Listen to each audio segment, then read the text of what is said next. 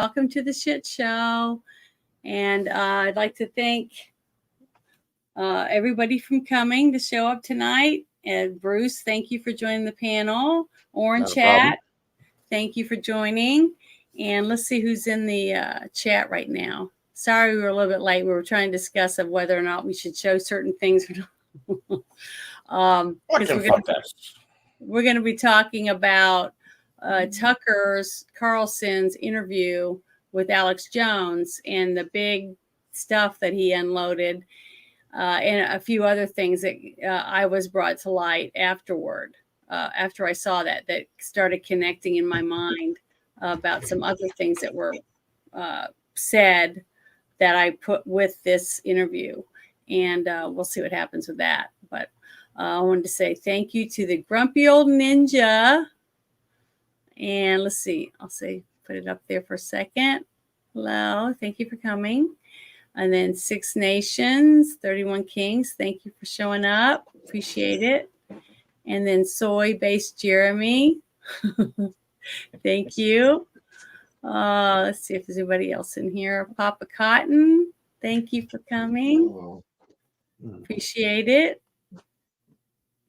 Okay, that's everybody. So I'm going to start it already in some, because at the very beginning, it's just him thanking him for joining the show and how he didn't believe it, all his stuff, and he really didn't pay that much attention to him because of some of the things that he had talked about in his past until he got deplatformed.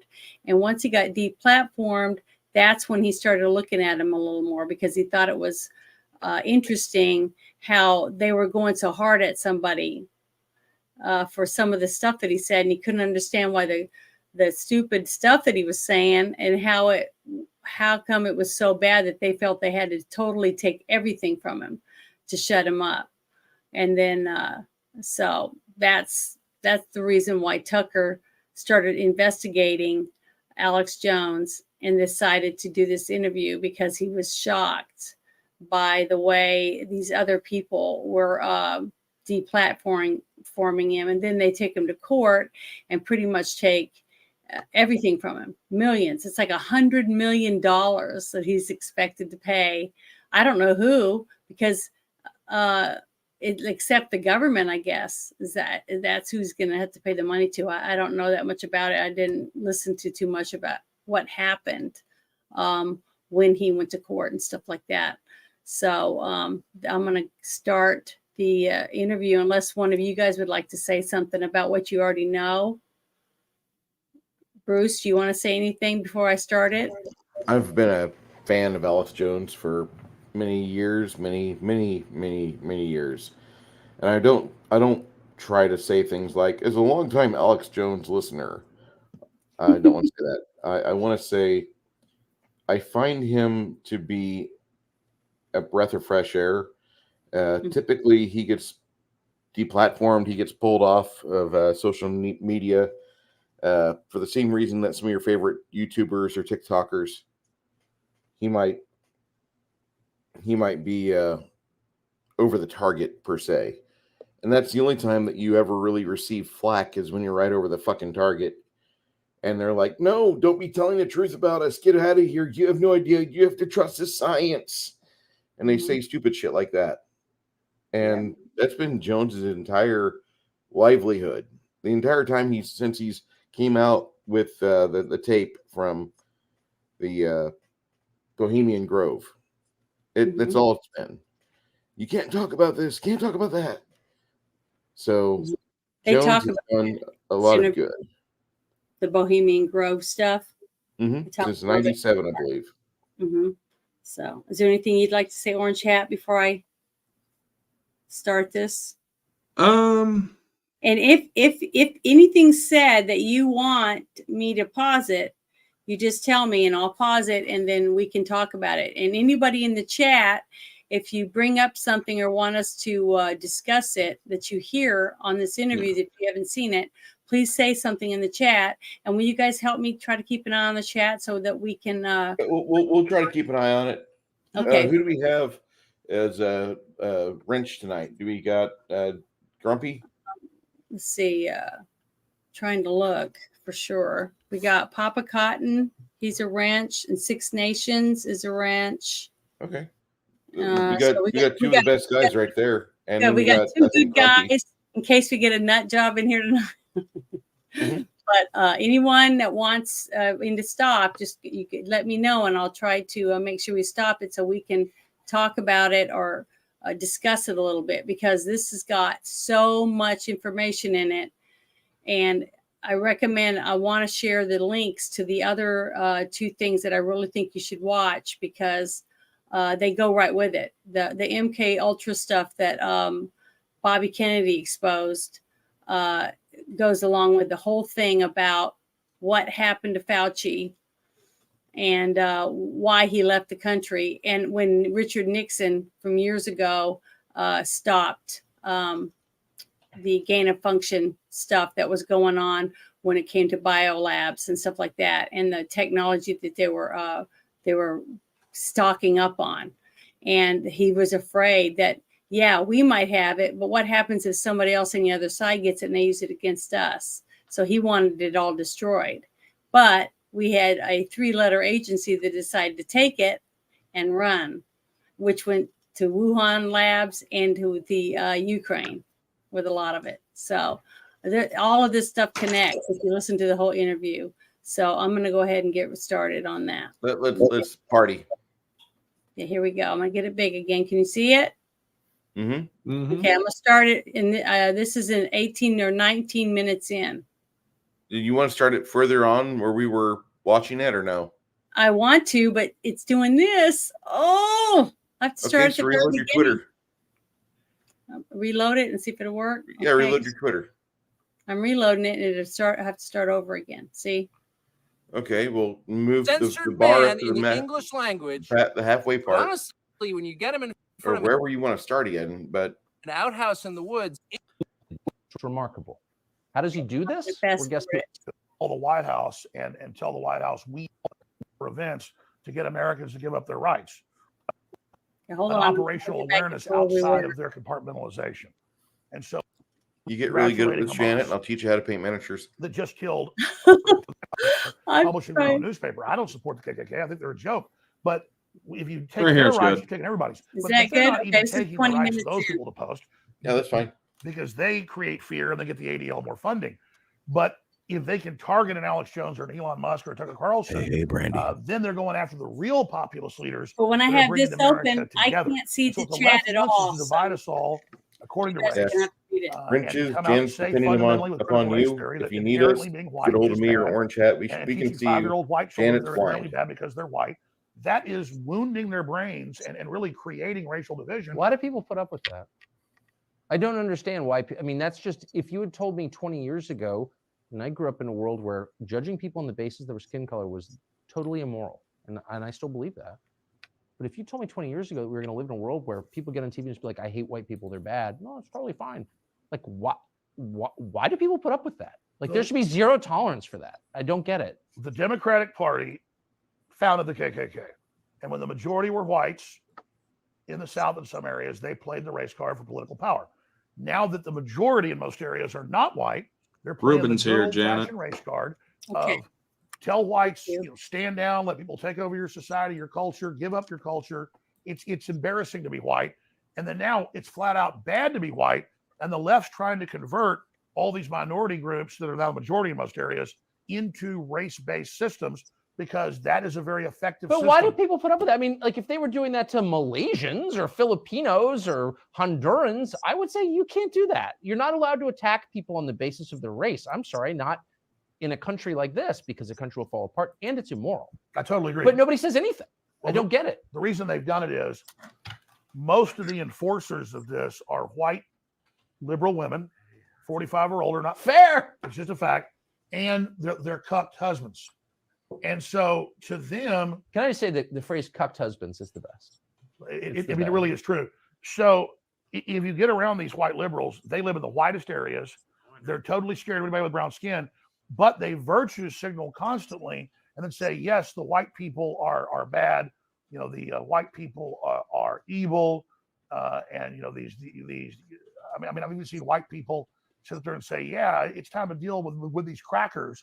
And they're a white person saying that. So From Jackson Hole or Nantucket or Aspen or Bethesda, the whitest places in America. So shouldn't there be a law? Super simple. If you've got a BLM sign in your yard, you should be required to live in Gary, Indiana or Baltimore. Like there, you should not be anywhere near Jackson, Wyoming. you should be made to live in East St. Louis. I totally You agree. should be made to live in Detroit. Yes. But of course, they've done the studies, they looked at the statistics. It's not just here, it's in Europe and it's in the UK, like in London. The liberal areas are like 99% white. Oh, I noticed. Okay. And there's a lot of rich people in London that aren't white, but they're not even in that area. They are the most insular group. And then they point at white Christian culture and society that actually outlawed slavery in most of the world, was the vanguard of stopping it. And then they don't point at China, which is the most homogeneous racist group in the world. It's an ethno state. It's Han Chinese, period. Well, they teach us, on their news, that we are going to have Chinese superiority. We are the Chinese supremacist. Xi Jinping admires Hitler. He is literally following a race-based operation that is taking the world over, that owns the majority of Hollywood, that's paid off the Democratic Party. And if you look at all these anti-white shows that you see funded in Hollywood, almost all of it has majority literal communist Chinese government backing that is funding this. So it's real simple. China looks in and sees this diverse culture, and they say, we're going to use that to split the country up and balkanize it. And that's what they've done. And so communist China, along with the Southern Poverty Law Center and the ADL and all these groups, see America's weakness. And they're literally coming in saying white people are inherently bad because of the color of their skin. They inherently have cheated people. They've hurt people. White people invented racism. None of that's true. It's really just tribalism. I'll pause it, Janet. And Was it? then they I mean, how can we be from 20 years ago, 30 years ago, when you were having damn near racial harmony? We had shows like In Living Color come out in 89 and 90 that had a really good blend of good comedy with a talented mix of majority black comics and comedians on there. Yeah. Jim Carrey was the outlier. Richard And, Pryor. Who? We had Richard Pryor. Yeah, as we a had Richard Pryor still, but I mean, he was not in good shape in the early Eddie 90s. Murphy. I know, but we had Eddie Murphy. We had a whole bunches of singers, actors, stand-up comedians, all black or of different races. I don't remember. It's like I said, I just didn't think it was as bad as what people were making. Yeah, there was crime in the big cities, but there were gangs. I didn't hear about it just being all black people. Mm-mm. Or all Hispanics. It was gangs, gang fights. And I saw white people mixed in the gangs, So, I don't know. But to me, I never really noticed that much racism until Obama? Yeah, Obama helped a lot of it, because down in New Orleans, it's a huge melting pot of everybody. Every skin color, every hair color, tattooed people. We had people wearing tutus walking down the street. We had people with jeans. We had mini skirts. We had go-go boots, cowboys. I mean, and everybody was seen fine. Yeah, you got crime. You're going to have cars getting broken into and other crime like you have in every big city.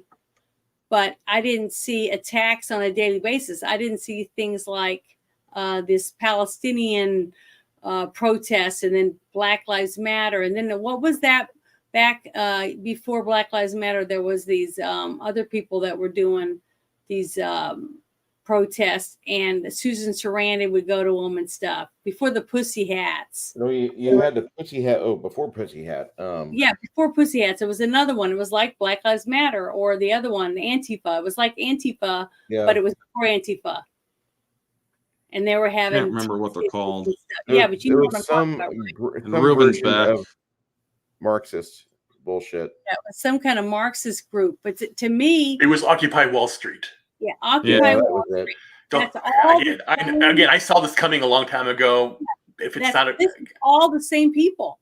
It's funded by the same people, which is probably Soros. Is probably it is Soros. It's Soros. Okay, Again, it's all part of the plan, and it's Obama. They put stuff Obama in.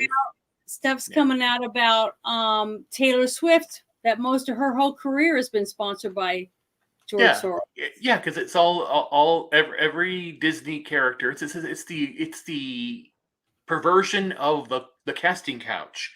They Mhm. go to Rachel Zegler, they go to Taylor Swift, they go to Britney Spears, they go to these people who are supposedly popular, and they basically promise them it's basically like a vampire telling somebody that yeah, you do what we say and you'll become a vampire too. It's the same thing.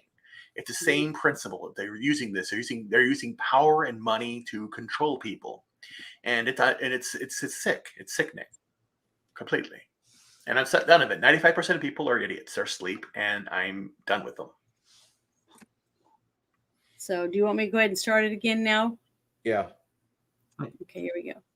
Organize all these other groups into race-based groups to then unify them under the Democratic Party to attack who is left that tends to be more conservative, and that is some white people in this country. Though they're panicking because more and more blacks are voting Republican, more and more Hispanics are voting Republican. They're starting to figure this out.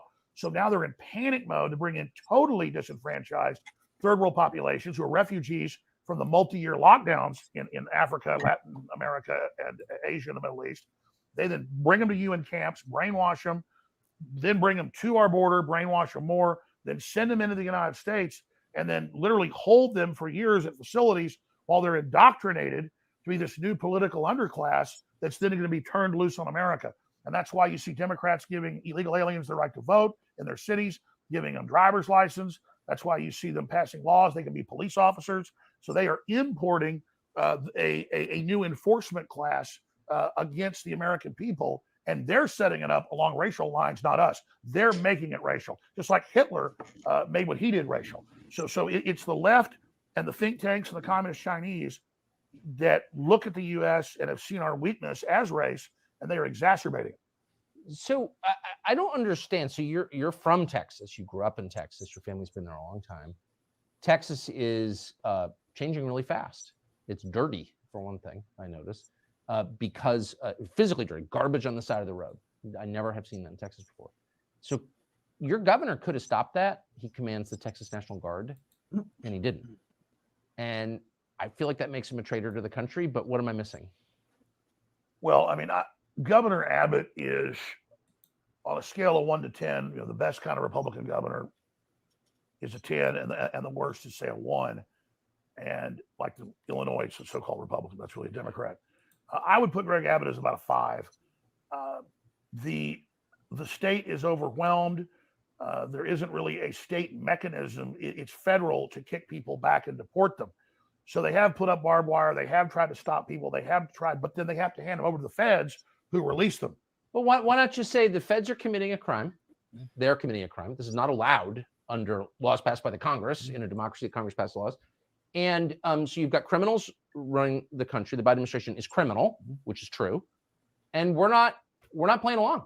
And like, if you don't like it, come do something about it. Meanwhile, every able-bodied man with a black rifle assemble at the border, and we're just going to stop this and save the country. I don't understand. Like, that's not hard. What am I missing? No, I think you're absolutely right. In fact, what the deep state fears would be a coalition of good governors, good attorney generals, giving them the findings and the rulings that they could indeed do that, and then declaring emergencies in the states and having a coalition of the states come in and do this, and then instruct local police and everybody else to not have sanctuary cities.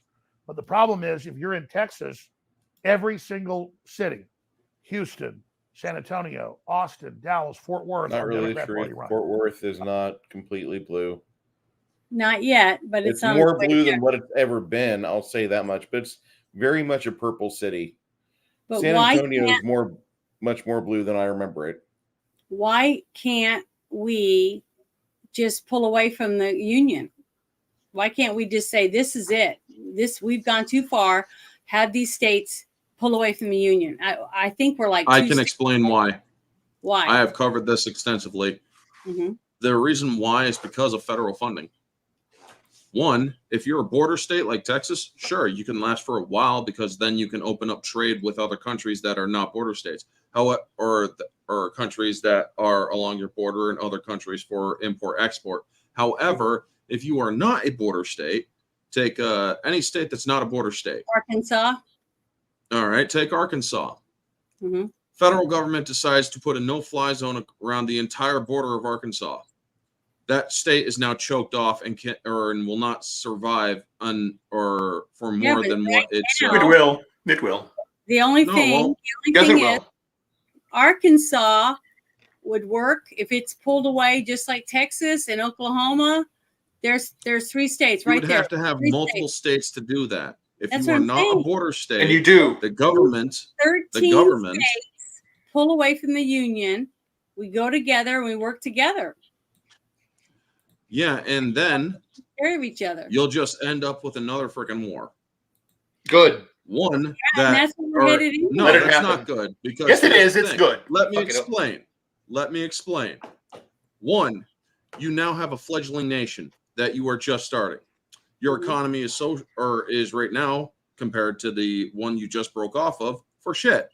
You have not established any relations with any other countries. You have not established any sort of economy.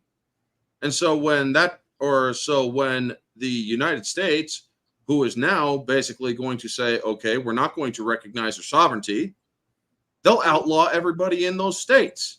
Yep. And they will wipe them out. It How? will be a prolonged conflict, How will they wipe but us out? eventually the United States that those states broke off from will eventually win. It is not But a good idea to How are they going to secede. do that? How are the other states going to come to Arkansas, Oklahoma, Texas, Florida, all the states that come together that pull You think away? that you think that with Democrats in control, they are not above using nukes? I just told you, you said that you would stay in your house and you would fight and they would not be able to get you, but they will. That's exactly what I was trying to Oh, I'm say. not saying that they wouldn't. I am saying, I'm or just that's a saying- They're not going different, to. or that is a different topic. I'm they have talking to about the do secession topic. Wait us out. Wait us out. Just like I said, they wait us out till we have no more ammo and we have no means of making more In bullets. the case of secession, it's a totally different mindset because one, they aren't, or imagine a secession. The United States then looks completely weak on the Mhm. global stage. Good. It would be an embarrassment to the U.S. government. We're already The embarrassed. government would retaliate against those seceding states. And like I said, they are not above dropping nukes. We have freaking politicians that want to drop nukes on our population already. We have freaking Swalwell and we have freaking Biden. You think for one moment when they show, or when a state, or even groups of state for that matter, secede, that they are going to be like, okay, you're no longer, or you've lost every single citizenship. And what about all the people who are in those states that don't want to secede? This is not a They would be thought able out to move out. They'd argument. be able to leave the state, just like people left Then California. how and what if they can't afford to move? Who's going to pay for them to get out? You would have to allow the ruling government Lots of excuses. of those who do not want to leave. You would have to allow them Well, then to go stay. into the states. Therefore, you have already allowed an invading force in, and No, there what you you would have allow to do is conflict. take And school buses, put everybody in them that doesn't want to stay, and drive them over the border, just like we should be doing with driving people they that are would get, or they wouldn't want. What if they don't want to give up their homes? You're saying What that the choice do they seceding have? states would then just So what? what- I know, but the thing is, our forefathers set it up at the beginning of the Constitution to be able to secede from the Union. So anything that's in those papers is what you would have to do and how you would do it. So I would I'm love to, or that was way back 250 years ago. We Yeah, I are at a point right now where secession is not a viable path. That's Well, weakness. I don't. No, that's not weakness. Yes, That's it is. fact. It is. It's weakness. I'm done. I think that if a state doesn't want to have anything to do, because we each have our own You're afraid. You're scared. constitutions. We have No, our own dude. constitutions. One thing right now, I am not scared. I am simply looking at it from all possible angles. And what I am seeing right now, like I said, say one border state wanted to secede, no other state was with it, or Then they would- a non-border state. Don't you Federal have to have government at least Easily 13 cordon off states? that state. But yeah, but don't we have to 1/3. have at least 13 states or something like that to Convention be able states to have requires them like be able to No, legally? the 13 That before 13 the, state before, thing is just a before any reference of to the this 13 happens, colonies. the convention of states is more likely going to occur, and That's what before I'm that, saying. and before that, How many the states do we election have to have? 2024. So the way things are, the way things have to go first. 2024 election has to is most very critical, and then right after that, within the next 6 years after that, you have the 2030 census realignment. Things will change because people will be migrating. You're going to have less people in New York, less people in Illinois, less people in California, and things will change by then. Now, that's on the grand scale of the whole timeline. However, what they are going to do is, let's say Biden wins, let's say Trump wins, whoever it is, they're going to crash the economy. Everything's built up so that in 2025, whoever is in there, they're going to release that black swan event. It's going to happen. It won't happen next year. Things will escalate. But as soon as a new president's in, let's say it is Trump, then they will unleash hell. The IMF, the WEF, everybody, the World Economic Forum. Forum, yeah, all of them are going to just say, okay, Bretton Woods, let's get rid of it. Boom, done. And they're going to collapse the American economy. They're going to make the dollar go away, and then they're going to blame Trump, and that's it. Or if you look at what all of you have just said about if we secede, right? There's not going to be, the states won't make it. Why? Because we've become so dependent on our federal government to pay for everything. It's exactly what the federal government wants. They wanted to weaken every single state to where you have to have the government tit or you can't survive. correct. Now, the difference was under Trump, he was trying to bring more jobs here and stop putting so much out to where we would be self-sufficient. We had enough farmers to grow the food we needed. We had enough cattle to feed people. We had enough chickens to have eggs. We had enough of everything. We were making our own medical supplies. We were drilling our own oil. We were refining our own gas. We were doing all these things more and more and more to where people were getting richer. People were making more money. People were being able to buy their own homes, things like that, which is now almost completely gone again because everybody spent every dime they had in their savings and more, and then some, putting it on credit and things like that because of the whole COVID thing, the shutdown. And the government says, we'll send you $2,000. We'll do this. We'll do that for you to put you on the tit. So when you're sucking on the government tit, you're going to say, I don't want to live on my tit. I don't want to give up. So I'm just going to stay in my snuggly space and suck my tit. So I don't have to worry about anybody taking care of me. And that's 99% of everybody. That's okay, what there you Thing go. is, another thing that people aren't realizing when it comes or thinking about when it comes to a secession. Mm-hmm. All right, say that there's secession, and if a conflict breaks out, well, now the whole world is looking at a conflict in the United States. Bingo! China now sees its opportunity. They start to invade. Russia sees an opportunity. They start to invade through Alaska. You've just started a world war if a secession happens. Secession would be suicide to the United States. This is a pointless conversation. Secession's not going to happen yet. Like I said, that's like the 10th step. Yeah, It's a process, but it still ends with the same result: the death of the United States completely. Good. Well, No, not good, because Yes, we'd all good. be dead. Good. as soon as we secede, Get rid of everybody. if I'm done. everybody starts to secede, We go away. the United Everyone on States, food stamps, everyone on full shit. because it's no longer united. Okay, so we kill ourselves, and that's what I've been trying to say in all these different shows, is that this government that we have right now, it's working with the WEF and wanting a one world government. This is the beginning of the end. Okay. That's why we, it's like I'm always saying, have to stay and fight together and take back our country, because this government wants it to collapse. They're trying to collapse the money. They're collapsing the people. They're putting all of us at war with each other, just like what he was saying earlier that we got to watch part of it already, is the fact that using us to take each other out, so the government doesn't have to do it at all. All they And got to that's do why- is And that's exactly what Obama did. Global. That was what Obama did. They put Obama in to basically break everybody, to transform America, and they're doing it.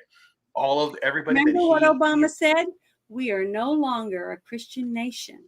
Yeah. God Well, got that's him. the other fallacy. That's the other side of the equation. But no, When you have these- he said that to break people. Just like what Yes. Alex Jones was saying.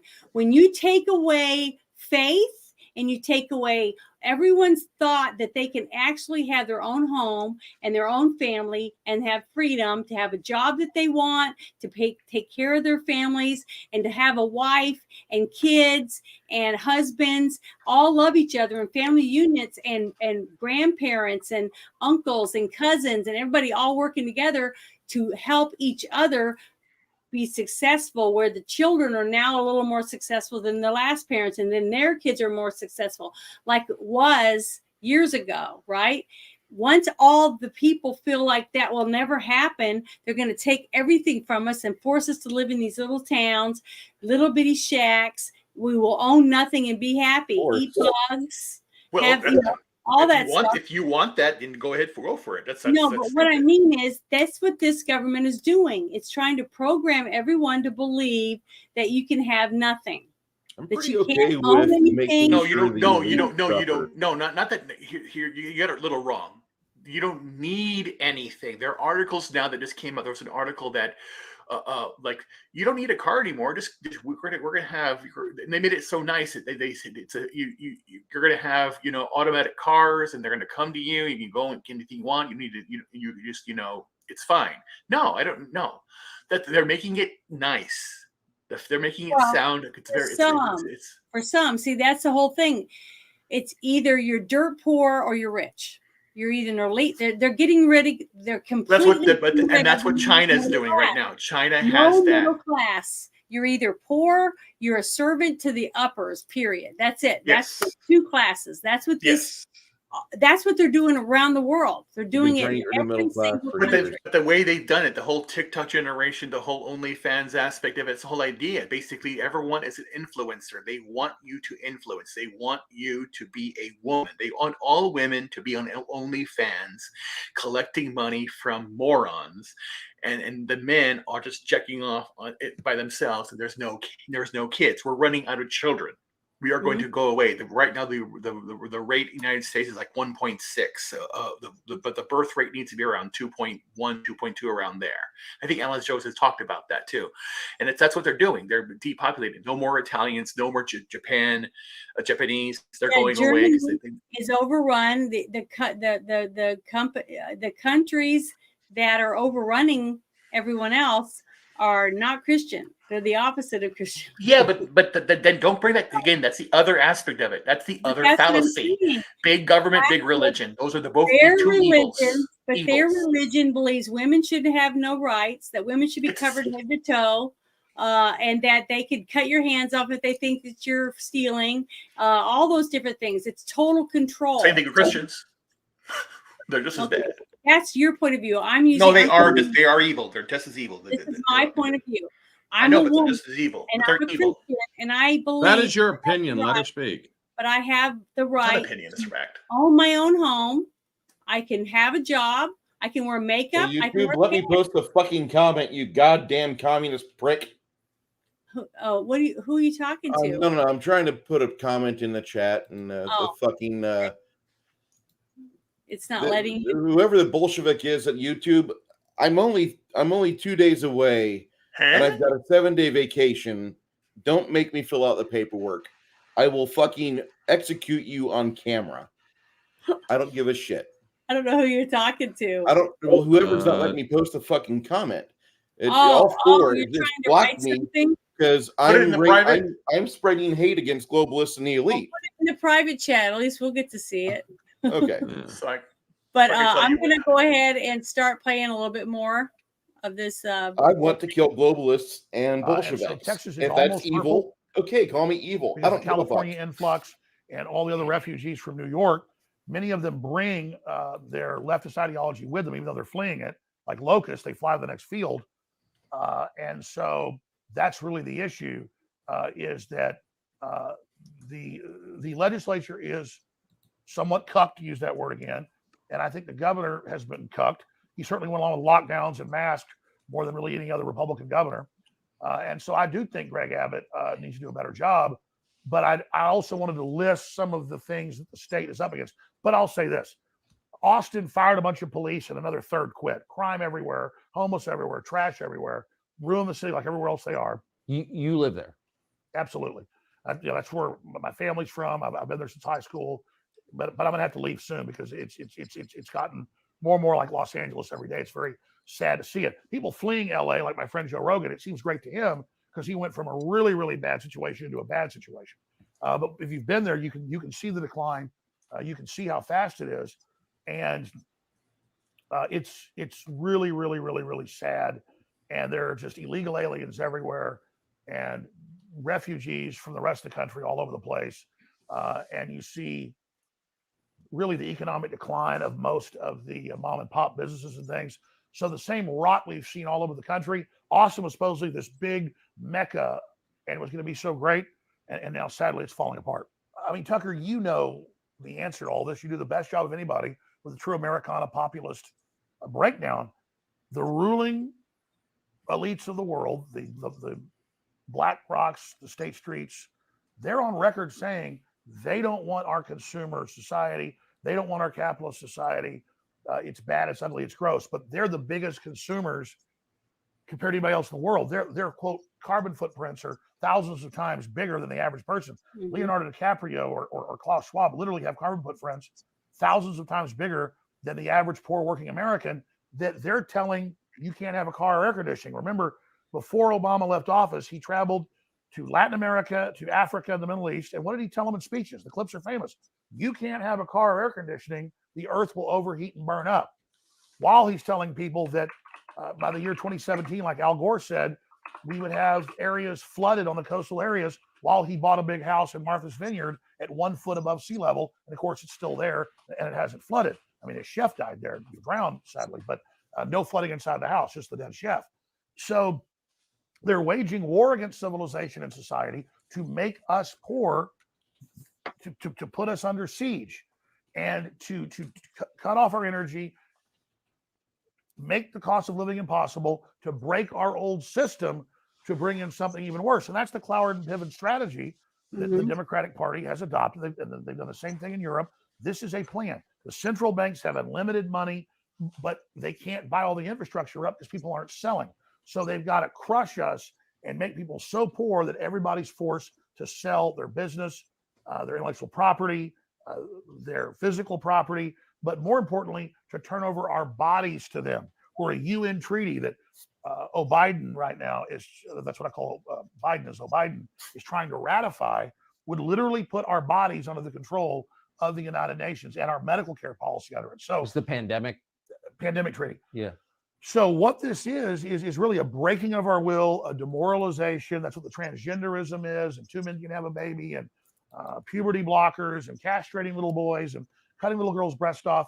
They've got such hellish stuff coming in this designed global collapse to bring in their world government that they've got to just have all these horrors out there, hoping we just throw up our hands and run off to the countryside, which everybody's doing, and in a way that's good. But at the same time, then they've got full control. Totally right. And they're going to march out of the countryside next and dig us out. So that's, I mean, you look at the White House press secretary, who can barely speak English, who's one of the stupidest people I've ever seen, and a transparent liar. You wouldn't hire her to run your copy machine. She is a diversity hire if there ever was a It's not diversity because hire. of her race or who she Yeah. sleeps with. I think the whole point is she's so obviously repulsive that it makes you feel bad about the country to see her. I mean, that's it. We're at a beautiful ball. It's prom night. Everybody's dressed great. There's wonderful food, big, delicious punch bowl. And then they say, what can we do? Well, just have Brian Stelter go take a dump right in that. Yeah. And then he's there laughing at you. They're all there laughing at you to make you feel small, to make you question reality. Why is everything so ugly? I mean, that's why they tell people, hey, you can be homeless anywhere. You can crap on the street, needles, throw your garbage everywhere. Drug dealers can sell you drugs. We're going to give the homeless all this government funding. Liberal groups come in and farm and milk each homeless person and skim a big cut of the money off the top. It's a crop, but then a cash crop. But then we see that and we think it's all over. There's nothing we can do to demoralize us and make us give up. And even though I'm conscious of this, even though I know this, it's still at a DNA level. I'm like, I got to go to the country. I got to get out of here. I've got to separate myself from this. But then when they release this toxic cultural poisonous gas, they push us out of those areas and they get the main infrastructure Yes. to then organize that, cut off the food and supplies to that group they have, and then tell them the reason you're doing bad is not BlackRock and the WF and Bill Gates. It's all those evil people in the countryside. They're all white supremacists and terrorists and racists. Let's go get them, because the last group they don't control is rural people that are self-sufficient. And so I get going to the countryside, protecting your children. That's the holy grail. The problem is you got to have 1 foot in each. You got to go back and fight in the city for the infrastructure, for the government. You got to give people hope while also building a backup operation with farming and ranching and self-sufficiency. So that's why the WEF and the UN are coming in Ireland and in areas of Asia and in the Netherlands and saying by 2030, 80% of your cows have got to be dead. And they just banned like 30% this year in the Netherlands. And it didn't matter people were 80% against it in polls. It didn't matter. They sent the military in against the peaceful farmers that were just protesting, just like the peaceful truckers in Canada got brutally attacked. And so they're all WEF globalist alumni that the big banks on record brag. They've penetrated the cabinets, to quote Klaus Schwab.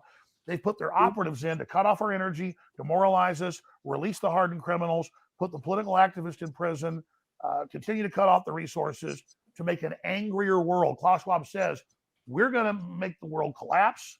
We're going to have everybody turn against each other. We're going to blame the political classes that we own and control. And then when we're done, we'll bring in our new solution. But first, they have to demolish the cultures and societies that we had before with the fentanyl, with the open borders, with the demoralization, and then they bring in their next phase, which is a high-tech, cashless society, robot drone-controlled nightmare. More than half of the U.S. in their official UN maps that they've had for more than 25 years, they're in some of my first films, show half the U.S. off limits to humans. All cars will have to have GPS. Everybody by law will have to have a cell phone at all All times. right, stop for a second. Australia just did this last year. Hold on. You tried to push it through. And that's He's saying that the United Nations is going to enter the United States and take it over because of one world government and all. Mm-hmm. When our Constitution actually prevents that, it states that we are, or no foreign body is allowed to hold dominion over any American citizen. This was actually covered in an entertainment video of all things by Legal Eagle. As much as I think the guy is far left, when it comes to law, he's actually knows his stuff. The Sokovia Accords. This, just bear with me and just hear me out. Who's going to The Sokovia Accords from the MCU when during the Captain America Civil War, he actually went over that and found how it cannot be enforced due to being unconstitutional against the United States. If they try to enforce any doctrine over the United States that is against the Constitution, it is automatically null and void. Anything that, or technically, anything that violates the law of the land, which is our Constitution, automatically is null and void and cannot be enforced. So a lot of what he is saying is unenforceable. Okay, but listen to my point of view of how I'm looking at that. Is just a simple person. You're in a house, you're in bed, you're asleep, your kids are in their room asleep, and a gang of people bust in the front and back doors. They come in, they pull you out of your bed, and they say, fix us some dinner. So, and they got guns pointing at you, so you cook for them. You feed them, take care of them, you let them take showers or whatever, because they're standing there with guns. Okay, so you let them. They have to sleep sometime. I know, but there's 5 of them and there's 4 of you. And you got 2 of them are kids. 2 of them are your kids. So you got you and your husband or you and your wife, right? So they can pretty much do whatever they want the whole time they're in your house. And there's nothing you can And that do. would only be about 5 to 10 minutes after they take the first bite. Okay, maybe. I don't know. But what I'm saying is during this time, you have no say because there's nobody backing you. There's nobody there to protect you in your home, even though you have a constitution. So what I'm trying to say is people are murdered and raped and killed and their houses taken from them. Their cars are stolen. All kinds of things happen to you on a daily basis. All of that goes against the Constitution. But unless you have a government that is going to protect the Constitution, it doesn't matter that you have a Constitution. Right now, do you honestly believe that if somebody came over and said, we're going to take all your shit to your house, we're going to take everything you own, we're going to take everything from this town with this government, do you think they'd actually give a shit that someone's trying to If come the take United Nations and if this government tried to invite the United Nations to have any sort of rule over our sovereignty, the people would stand What against people? it, and they would actually fight against What it. people? What people? Tell I me, would. show me the people that are going to stand up and stop them. Anybody who I would. who owns I a will. gun and I believes in will. the Second Amendment. I would, and you would, but I'm telling you right now, half of every single town that you go into Austin, go into some of these towns. Go to Half, Little Rock, 95. I want to go to Austin. I want it to collapse. You go into I my want area in them the to state of New die. York, guess what? people- If anybody tried pulling that shit, they would find themselves completely outgunned. I know, but I'm saying half those people in every single one of these cities are going to say, fuck you. I'm not dying for anybody else. They're going to get And their here's shit. the thing: once the fighting starts, and after they see enough blood spilt, the United Nations, that is, they'll actually say, yeah, this isn't working. We're pulling out, because they will not want a drawn out conflict. And the U.S. government, as stupid as they are right now with the brain dead Biden, Mhm. they'll realize very quickly that, that sleeping giant that Japan woke up, you just woke it up, and we will not tolerate, because after we show the UN and their invading force what's what, we would automatically start going after the U.S. government, because the U.S. government has proven to be a traitor to the U.S. itself. Yeah, but see, I They're look, no longer enforcing the Constitution. Believe it or not, I the look Declaration of around, though. Independence is a founding document, and it's enforceable as well. yeah, it should be. I would defend it with my life because I believe in it. But when you have half of America that doesn't give a shit about our flag, It's not half; it's more like 30%, and Well, we would a lot. definitely outnumber 30%. The thing 30% is, what you don't, how many of Janet. them are children? How many of them are elderly? And how many of them are handicapped?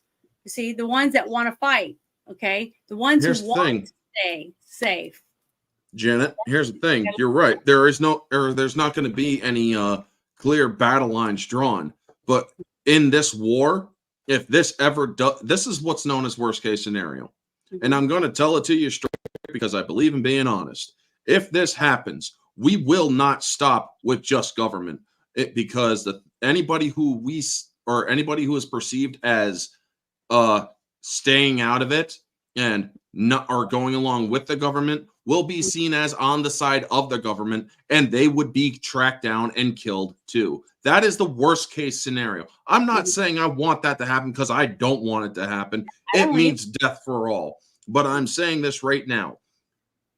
You say that it's like 50%. It's more like 30% of those people who are willing to stand with the government. That Remember whole 81 thing was complete bullshit.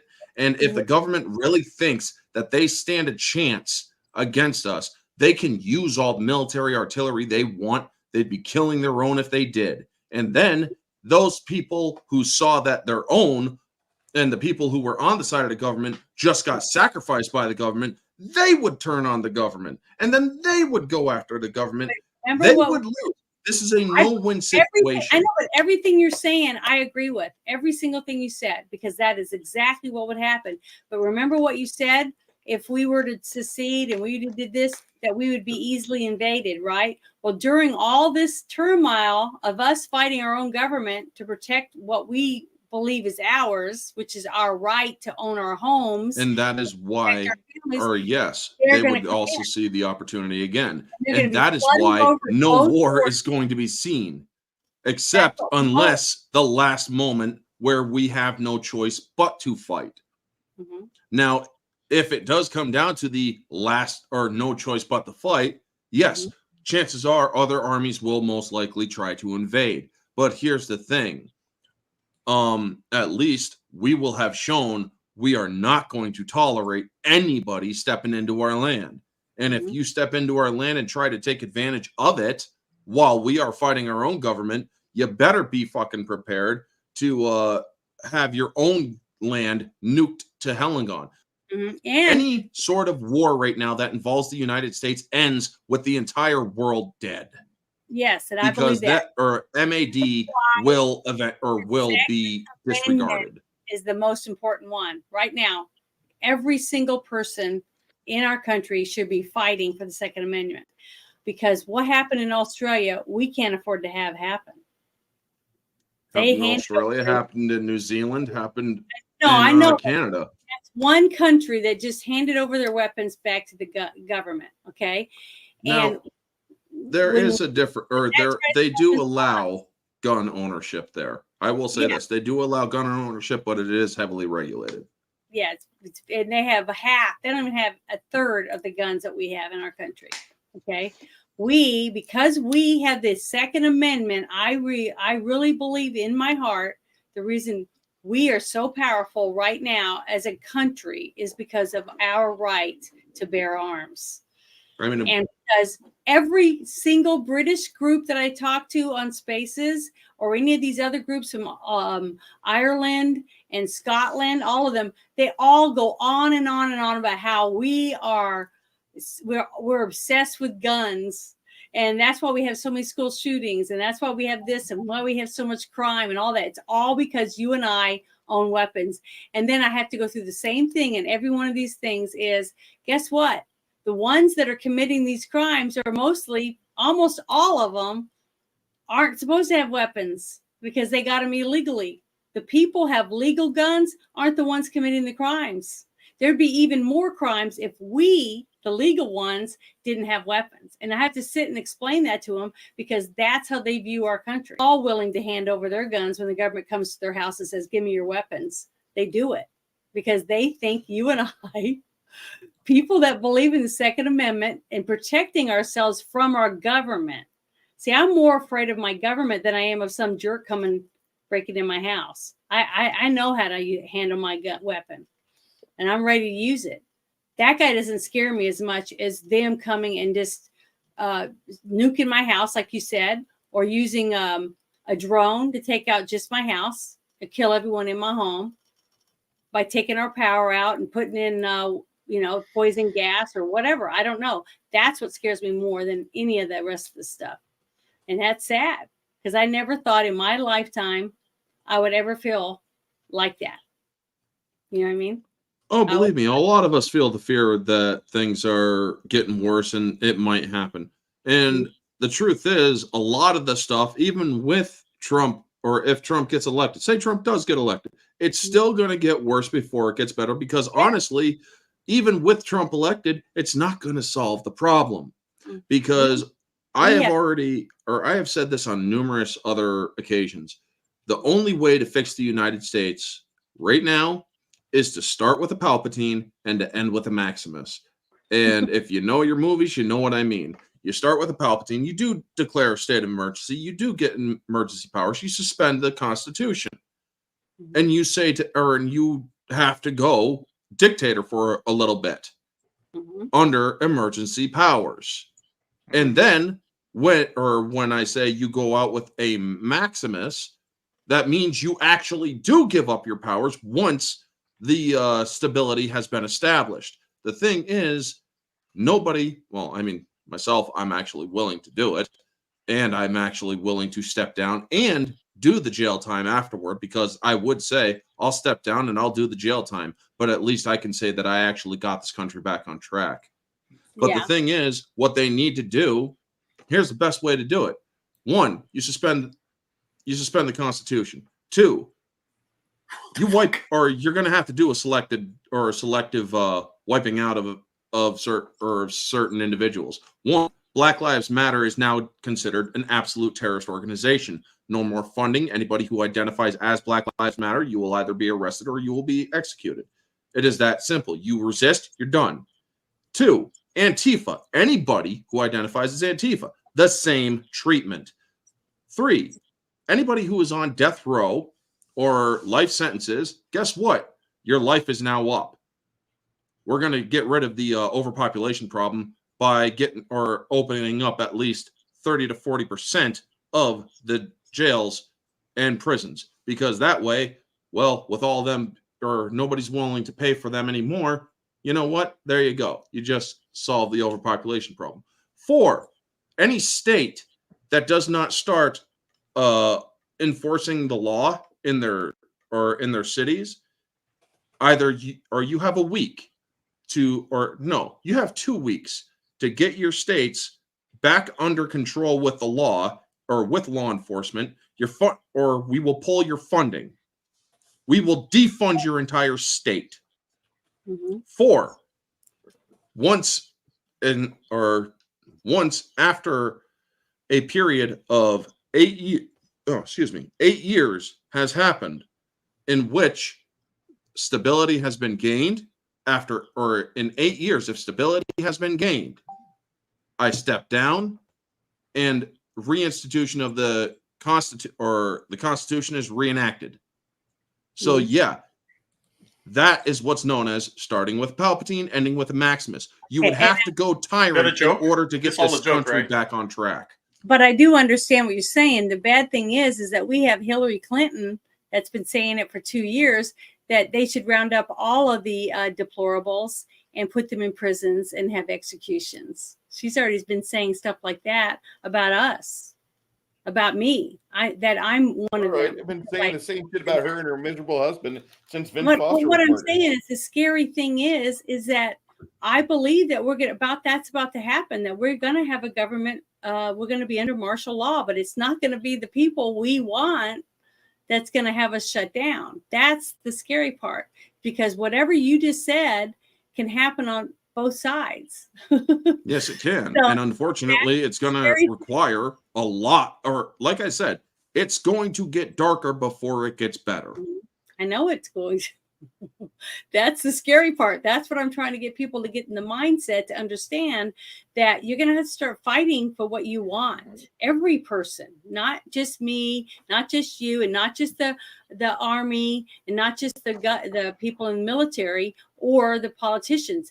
It's going to be everyday people that are getting up, going to work, coming home, going to bed, getting up, going to work. Those people are the ones that are going to have to start fighting for every single thing they want, because if you don't, I don't see how we're going to survive if we don't start taking back what belongs to us already, which is our country. And I think all of you agree with me. It's just that we all are not agreeing on exactly how we're going to do it. But what scares me is that we have 2 sides.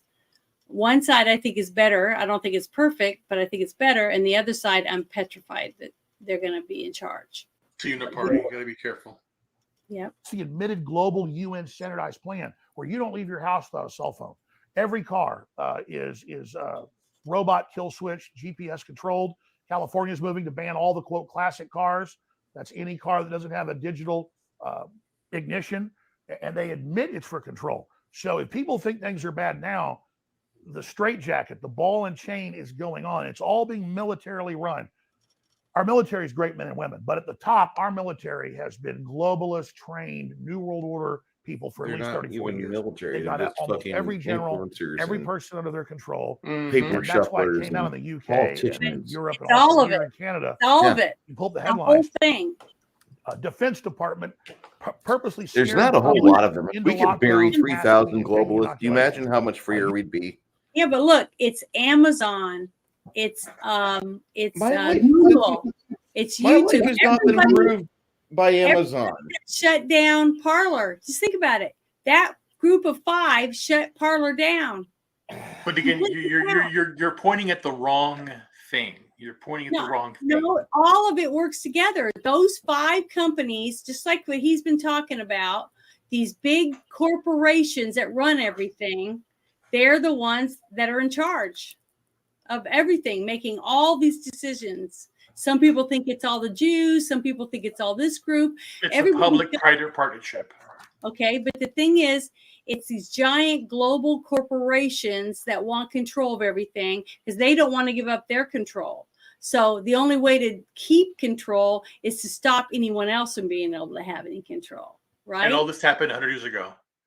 This is Yeah, where it's the- been happening. It's where been all the- slowly happening, and it's starting to come to a head where more and more people are wising up to it, and we're starting to try to figure out a way to stop it from happening.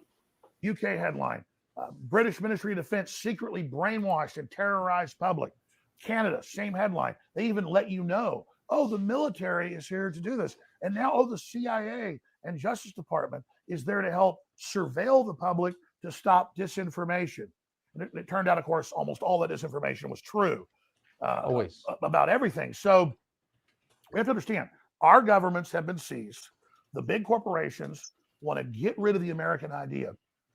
Like, you got 50 acres and your house and a business and a farm, and you can take care of your family and you're independent. They have to destroy all that because the rest of the world aspires to that. Instead, they want 15-minute cities, central bank digital currencies. They want all of these systems that track and trace everything you do in the social credit scores. And the plan for the rest of the public, I mean, we're talking 99%, is 250 square foot coffin apartments, 5G bathing you in them, literally eating bug protein.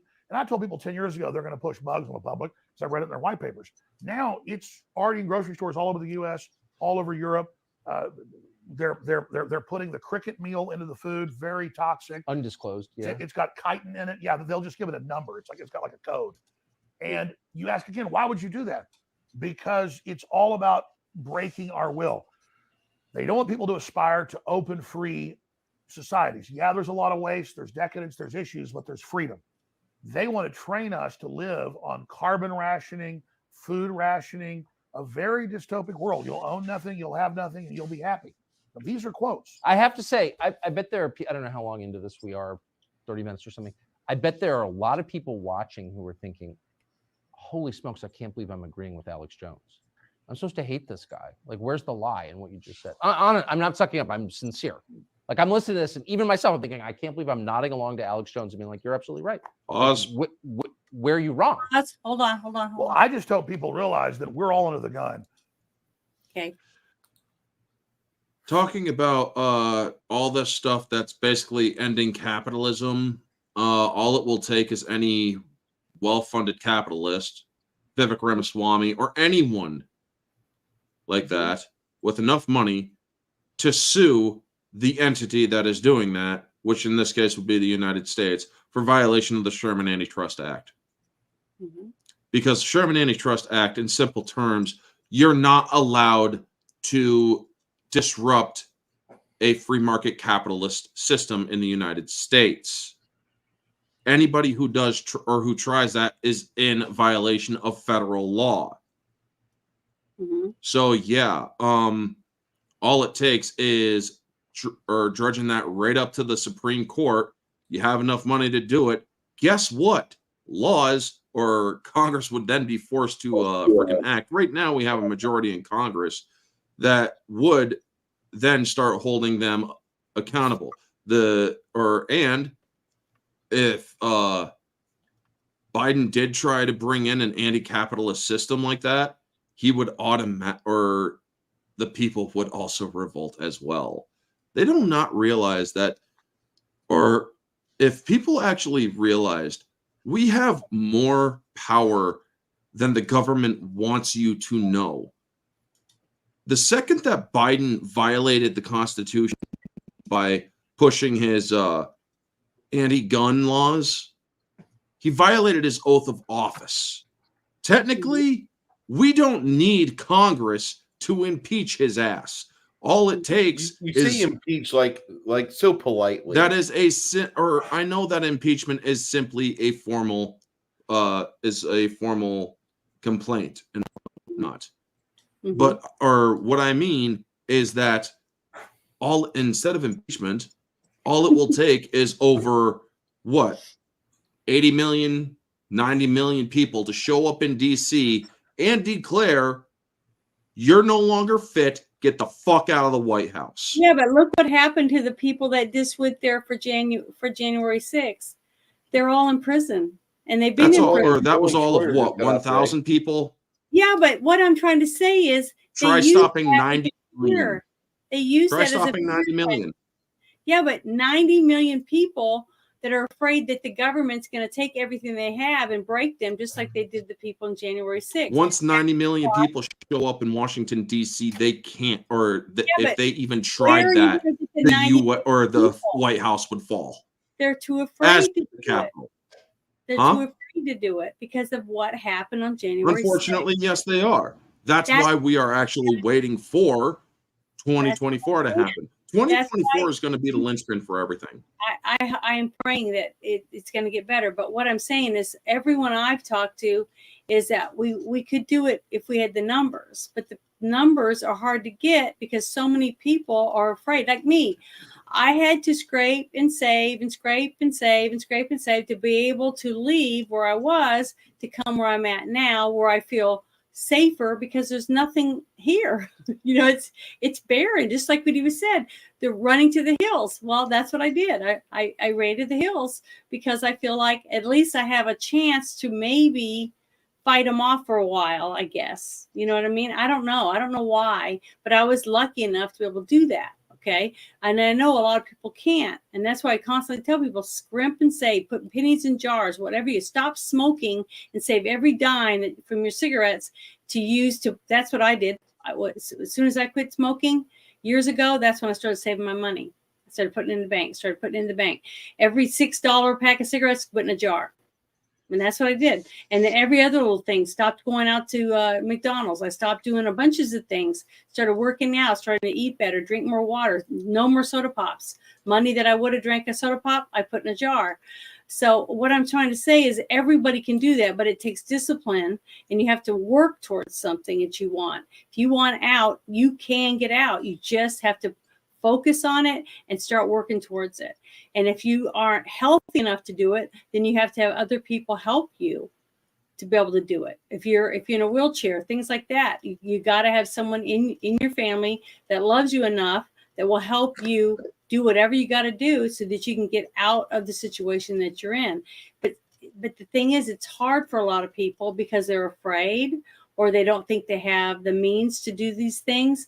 But the thing is, if people can work together, talk to each other in groups and have groups of people get together and say, okay, this is our weekly meeting and what can we do this week to try to get closer to our goal of being able to have a coalition enough to protect this little neighborhood that we're in. Things like that.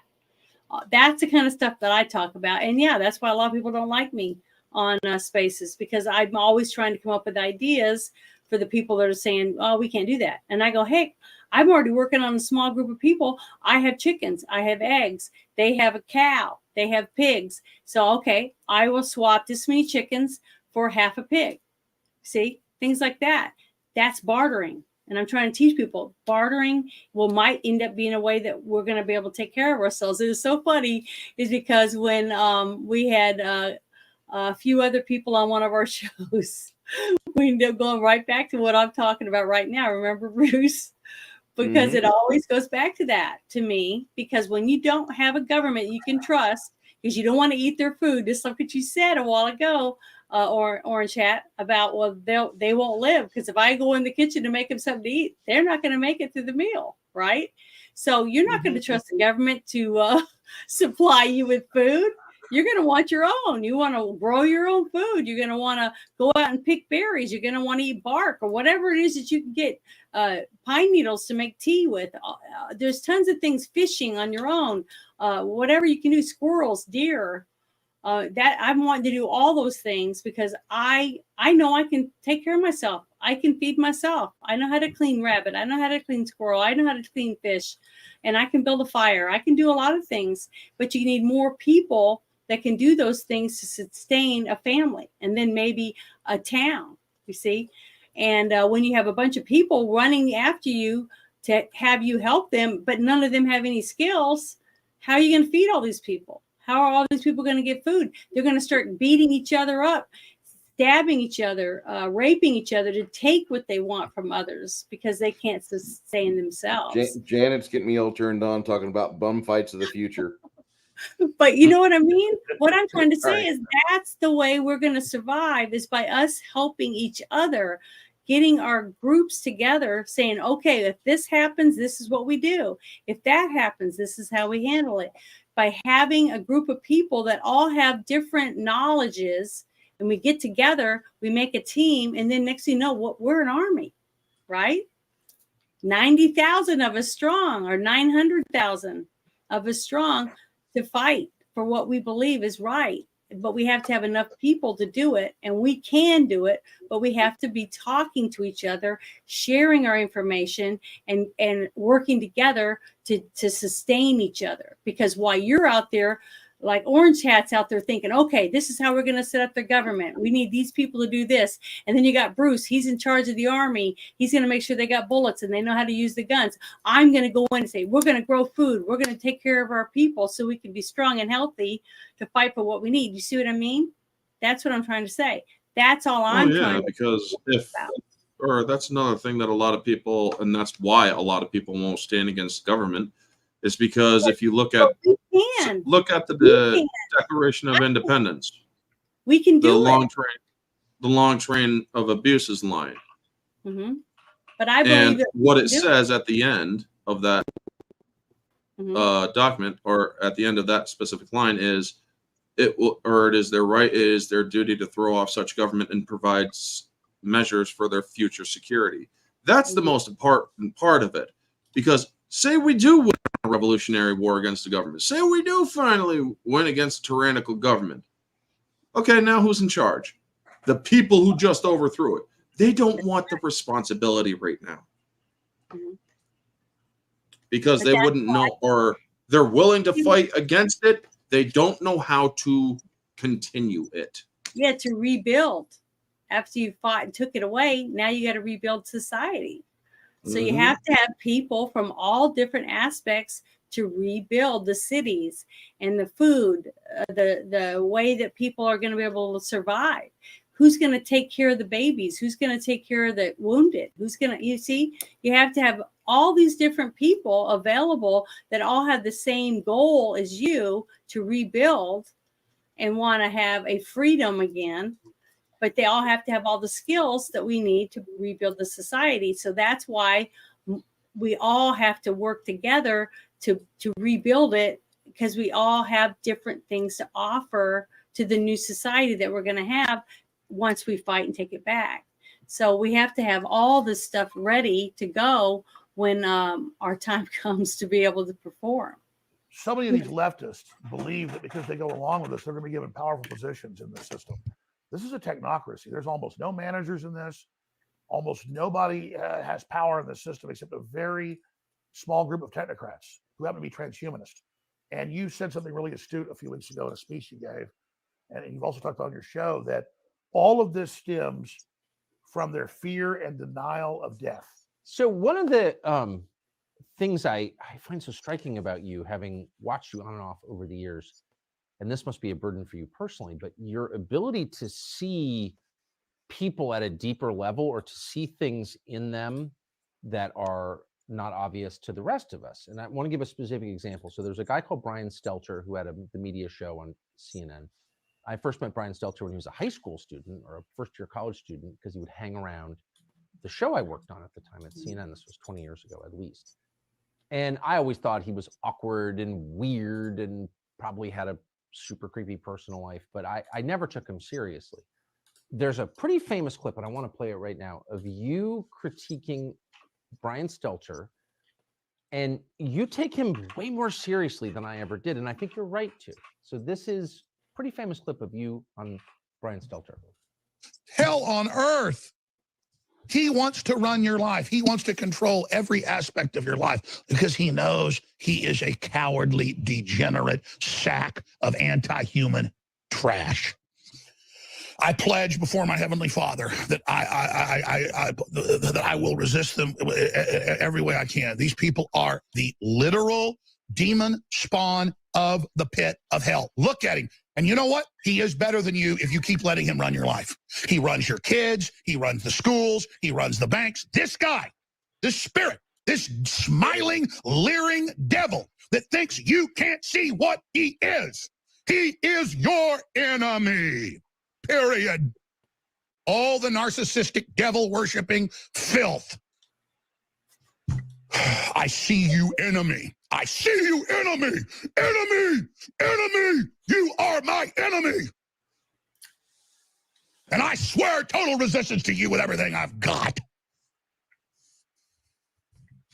Disingenuous, fake, false, broke back, twisted, a defiler, a betrayer, a backstabber, a devil. You don't think I don't see you, Stelter? I see you. You understand me? I know what you think of me and my family. I see you right back. You understand that? You understand that, Stelter? I love it. I love it. I've only watched that several hundred times. And I laugh every time, but I also, there's something to, if Brian Stelter had absolute power, would you and your family survive? Of course not. You wouldn't. You'd be, of course not, and neither would mine. So there's a lot that's true about what you said. How did you perceive that? The rest of us just made fun of him. Now, once they started the censorship and deplatforming, remember back then they would deny it. Oh yeah, we're taking people off air, but it's not censorship. Now they admit, no, it's censorship. We're doing this for your own good. So he was really the face of that, and he was working for the head of CNN that was really in charge of it. It later came out. CNN currently is not in charge. They've handed it completely over to the Justice Department to quarterback, as Congress reported a few months ago with the documents. But at the time, Brian Stelter and his mini-me, Oliver Darcy, were going around calling up and harassing my sponsors, taking sponsors away. And they were going around and organizing big tech to take not just myself, but many other people offline.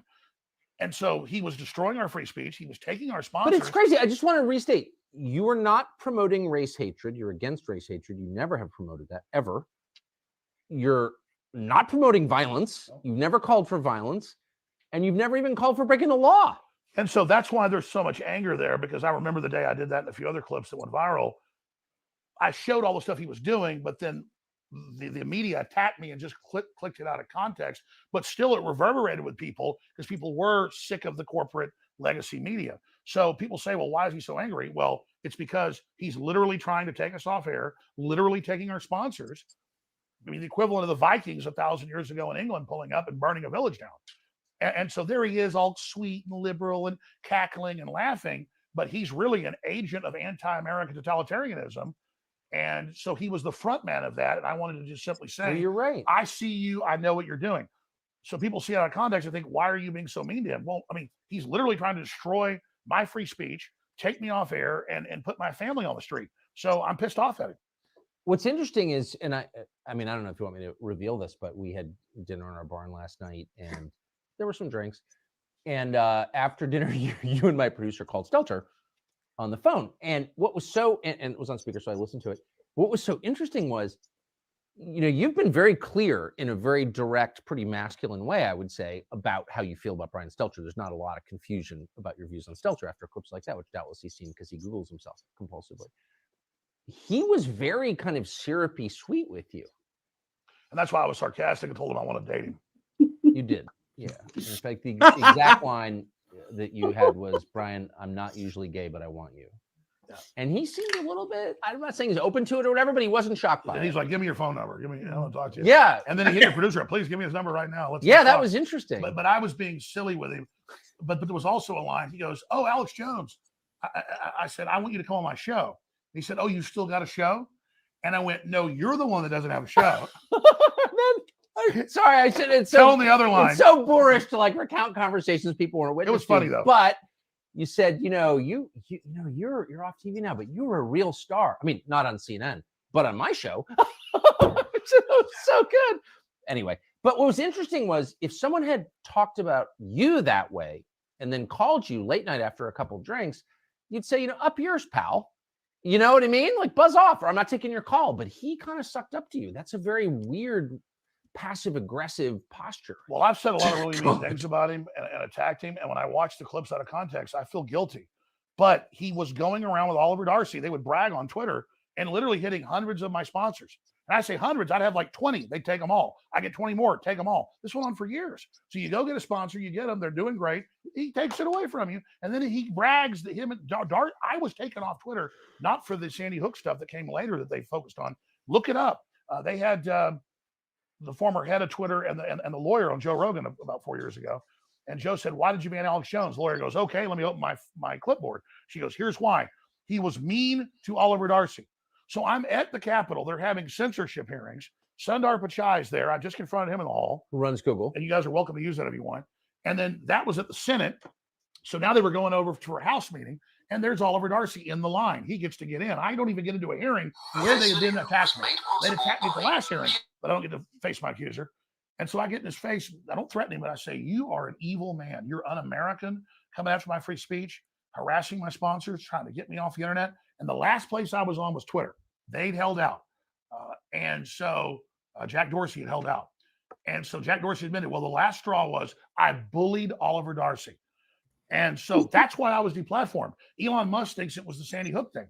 And notice. Do you know that in most cultures, bullying Oliver Darcy would be like a rite of passage? Like you couldn't, like that would be a positive good, right? Well, but here's the thing. He's literally on Twitter taking my sponsors, calling for me to be silenced. So he's been attacking me, attacking my speech and my living. And then all I do is shove a camera in his face while he's waiting to go into the hearing for 5 minutes and say, "Man, you are un-American. You got some evil eyes." And I said, "You really look like a piece of slime." I mean, I told him that. And Fair. And so the point is, he's a man. He's a quote journalist in the arena. He goes around harassing people and stalking them financially and their free speech. He'd already bragged that he'd gotten me taken off all this other stuff and that he was instrumental, which he was. And then he can't take me saying, "Man, you're a jerk." Right. So This is the classic posture. Stop hitting me, he says, as he, fires a gun through your windshield. I mean, exactly. They can dish it out, but they can't take it. So what's the effect on you? And I don't mean even the lawsuits against you. And there was an effort to criminally indict you, I guess, just for having bad opinions or whatever. A bunch of them, actually. A bunch of them. Yeah. They've had 4 grand juries I've had to respond to, subpoenas about my When lawyers. you've committed no crime, you're like one of the only people in media who's not ginning up race hatred, I would say, just to be totally clear, because it's very common to do that. You don't do that. So anyway, and then of course this $1 billion judgment against you for having naughty opinions, which is insane. I'm not even talking about that. I just mean, what's it like to spend 25, 30 years connecting the dots and seeing this slow moving storm come toward the country that you were born in? What effect does it have on you? Since you use the analogy of a storm, it'd be like if I was 100 years ago before they had radar, and I've read about the famous flood 120-something years ago in Galveston that killed tens of thousands of people. Oh, yeah, the hurricane, yeah. Yeah, the hurricane. They didn't know. They didn't have radar, and so they didn't know. But there are the fishermen out there catching shrimp or whatever, and then all of a sudden here comes basically a tidal wave. And if I was one of those fishermen and I knew my children and my wife were on shore at school or work or whatever, and here comes a 40, 50-foot wave I know is about to kill them, I would not be thinking about myself watching this giant wave come in. I'd go, "Oh my God, my wife and kids are over there." And so it's not that I'm a hero. It's not even a selflessness. I realized that I was just out in front and ahead of some people in understanding this because of family and research and just things in my life that I saw that encouraged me to get involved in the media because I was aware of the globalists and some things that were going on because my uncle was high level. Have a good night, lady. Had some other family that worked in clandestine things. So I kind of grew up just around folks that knew what was really going on. And you're a kid, you don't really pay attention to it, but you kind of get that education. You don't know you're getting it. And so I've just been out front. So I would liken it to the old days when a dam would break and they didn't have radio to warn people, and the dam breaks and it's 20-foot wave coming down the valley, and you are down below the dam as let's say a lumberjack, and your wife and children are 2 miles down, and you see the dam break and you're about to drown. but I guarantee the last thought you're thinking is it's going to get my women and children. And that's really my grief is this is really draconian. This globalist great reset, new world order takeover is a post-industrial world, cut off the resources, 90% forced depopulation, breaking civilization by design, massive wars, famine. They've already cut off a third of the fertilizer in the last year worldwide. It's estimated that'll kill a couple 100 million people. The lockdowns worldwide, not the virus. The UN admits killed 80-something million extra people in the last 3.5 years. And so when the first world collapses, the third world dies. And then what's left of them floods us. And so the earth is being put into a countdown collapse right now. And so I'm like the fisherman when the tidal wave comes in, and I'm like, oh my God, my wife and children are about to die. And so I'm not really worried about me because I'm a man. I did this. I knew it was coming. I've been proven right. And I'm not happy I was proven right. I wish we could have gotten ahead of this and stopped it. Yeah, we have a lot of credibility now that people see that we were right. So maybe we can stop the next phase of it. But the globalists have gone from testing phase, beta test phase, into full operational now. And they say, read their writings, we are going to have a post-industrial world by 2030. We will have no personal cars by 2030. You will be eating bugs by 2030. And we will start the depopulation of 90% of the people by 2045. That is the official WF, official UN, official Club of Rome plan. What do you mean the depopulation? They want to bring the world population down to 500 million. But I thought we were Good luck opposed with to that. genocide. No or no? I guess we're not. Well, we're told now, don't have children, it's bad for the earth. And we're told all this, and Elon Musk is right, and is a hero for pointing out all the actuaries show, if you don't have 2.1 children, a man and a woman, people go, well, a man and a woman can have 2.1. It's in the aggregate, folks, out of billions. If a country doesn't have 2.1, 2.2 replacement rate, then you don't have people to take care of the old folks, society collapses. And so Japan's 1.3, Italy's 1.3, they're done as cultures. America, without immigrant influx, is about 1.6. That's not viable. And I'm not just talking about white people only here, but white people are 7% of the world population, maybe 8. And so I would be sad if the last of the Eskimos were dying. I'm sad that the Japanese, within 100 years, there might be 20 million of them. But just to my previous question about, and without getting too personal, but like, I mean, I feel a little bit enervated and down just hearing your dot connecting here. Like, what's the effect on you over 25 years? I mean, if you literally foresee 9/11 before it happens, and you did, and it can be proven, we just proved it. Like, what's that like to live with that weird ability? Well, I mean, I know a specific clip.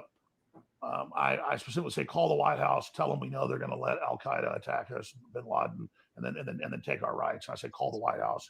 I put the number out, so I put my money where my mouth was, and that's the only time I ever said call the White House and tell them stop a particular event. I'm now saying we need to call the White House and say, you've let tens of thousands of military-aged men from the Middle East in. We know a lot of them are Hezbollah and Hamas. The FBI has confirmed that. And so when and if there's big terror attacks, which I believe will probably happen in America, we're not going to have Homeland Security get more funds and more power and grope us at the airports more. I want prison time for the agencies and groups that have allowed this. And I want Biden. I want Biden impeached now. Okay. That's why we got rid of McCarthy. It needs to happen. Leaving the border open when there is a clear and present danger of this going on, and when we're very close to war with Iran, we go to war with Iran, they're going to activate Hezbollah. Okay. And then they make Hamas look like choir boys. And so you want to hear a prediction here. It's a probability, not a pure prediction. But I mean, if we go to war with Iran, guaranteed sleeper cells activate. It'll make what happened in Israel look tame in comparison. I'm not lessening what happened there. So I'm simply, and then again, where's the logic? The government that allows that to happen should go to prison. I agree. But instead, like 9/11, they're going to get more power when it happens. Mark my words. So you can't have guns because we let in foreign sleeper cells to kill you. Exactly. And you asked the question. This has really taken a toll on me, not the fake lawsuits, not the weaponization, not the deplatforming. I was already getting exhausted 5-6 years ago. And when I married my second wife, who's amazing, I have 3 children with my previous wife, and one they're all great children, and one with her. We were in Hawaii getting married like 7 years ago. And I said to her, I want to just write books and make documentary films and maybe do an occasional podcast.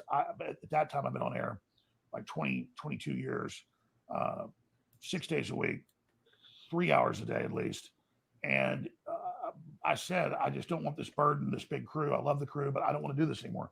I said, I want to move the country, and I want to just, because it's taking a physical toll to every day look at the stuff. And now I've gotten to the point, which even though I say don't let them break your will, don't let them demoralize you, that's because I understand the process. It's happened to me.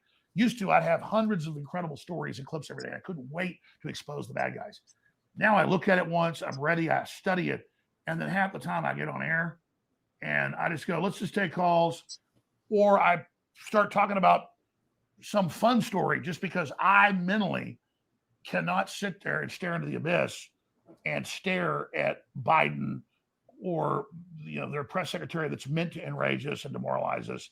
And I think that's a defense mechanism that's healthy. So I think we all have to be balanced. I'm not asking people to only fight tyranny. I'm asking people to get prepared, get ready, but wake up as many people as you can, and then do whatever you have to stay sane, because we have record suicide, we have record depression, we have record drug abuse. This country has been attacked.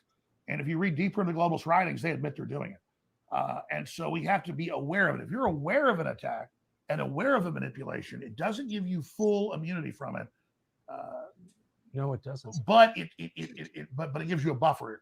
Imagine people that don't know what's going on, and they really believe things are dangerous, things are bad, not because of the corrupt corporations that are running things, but because those evil people in the countryside don't want to be left alone. But that's what they're saying on the news. It's the people in the middle of nowhere that want to be left alone. They're the bad guys, and it's the 5-year-old kid that's white. They're really bad. They're all inherently really bad, and just this is a demonic assault, and it really is good versus evil. But the key part you raised earlier in previous shows that I mentioned that I didn't get into, because there's so many topics, is this: when you said we need to brood on death, you talk about a simpatico or a synchronicity or a weird moment. I don't usually watch your show when it first releases one day, because I'm usually at work or doing stuff till night. But I'll get up at like 4 or 5 in the morning, hours before my wife and daughter get up, and I will start, get on the desktop, start doing research. And when I'm reading news and sending stuff to the crew for the show, I'll almost always go click on your show to watch it. And that's the go-to thing I'll have on the background. And I said, well, I'm not going to click on the show. I'm going to click on the speech you gave a few weeks ago. And you talked about brooding on death. And I'm sitting there that week, literally thinking about the fact that we've got to be humble. We've got to be thankful. We've got to realize that there's an infinite universe and consciousness, and that focusing on what made humanity, focusing on the fact that we are spiritual beings, but that this life is finite.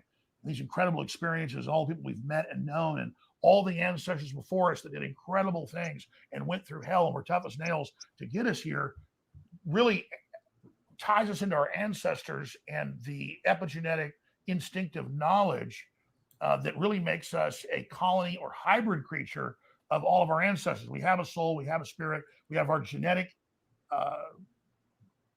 imprint that they've proven mathematically is multidimensional, even above the third dimension. So we have a personal spirit, but really we also have a collective bodysuit that is a collection of all of our ancestors, and just the beauty and the wonderment and the spectacularness of that, dwelling on how incredible that is, but also leaning into eternity and leaning in to this body and this incarnation. And I'm not saying reincarnation, incarnation. Hey, Janet. Yeah. So magical. Okay. And that Yep. also that Orange Hat put in the private chat that he needs to be up in a few hours. So Yeah, he's got to go. Well, thank you for joining us and giving us some of your great information, which I thought was great, because it gave other people a good perspective of what we're going to have. We got to have different levels of people ready and willing to step in and take over these roles that we may not have, people to fill.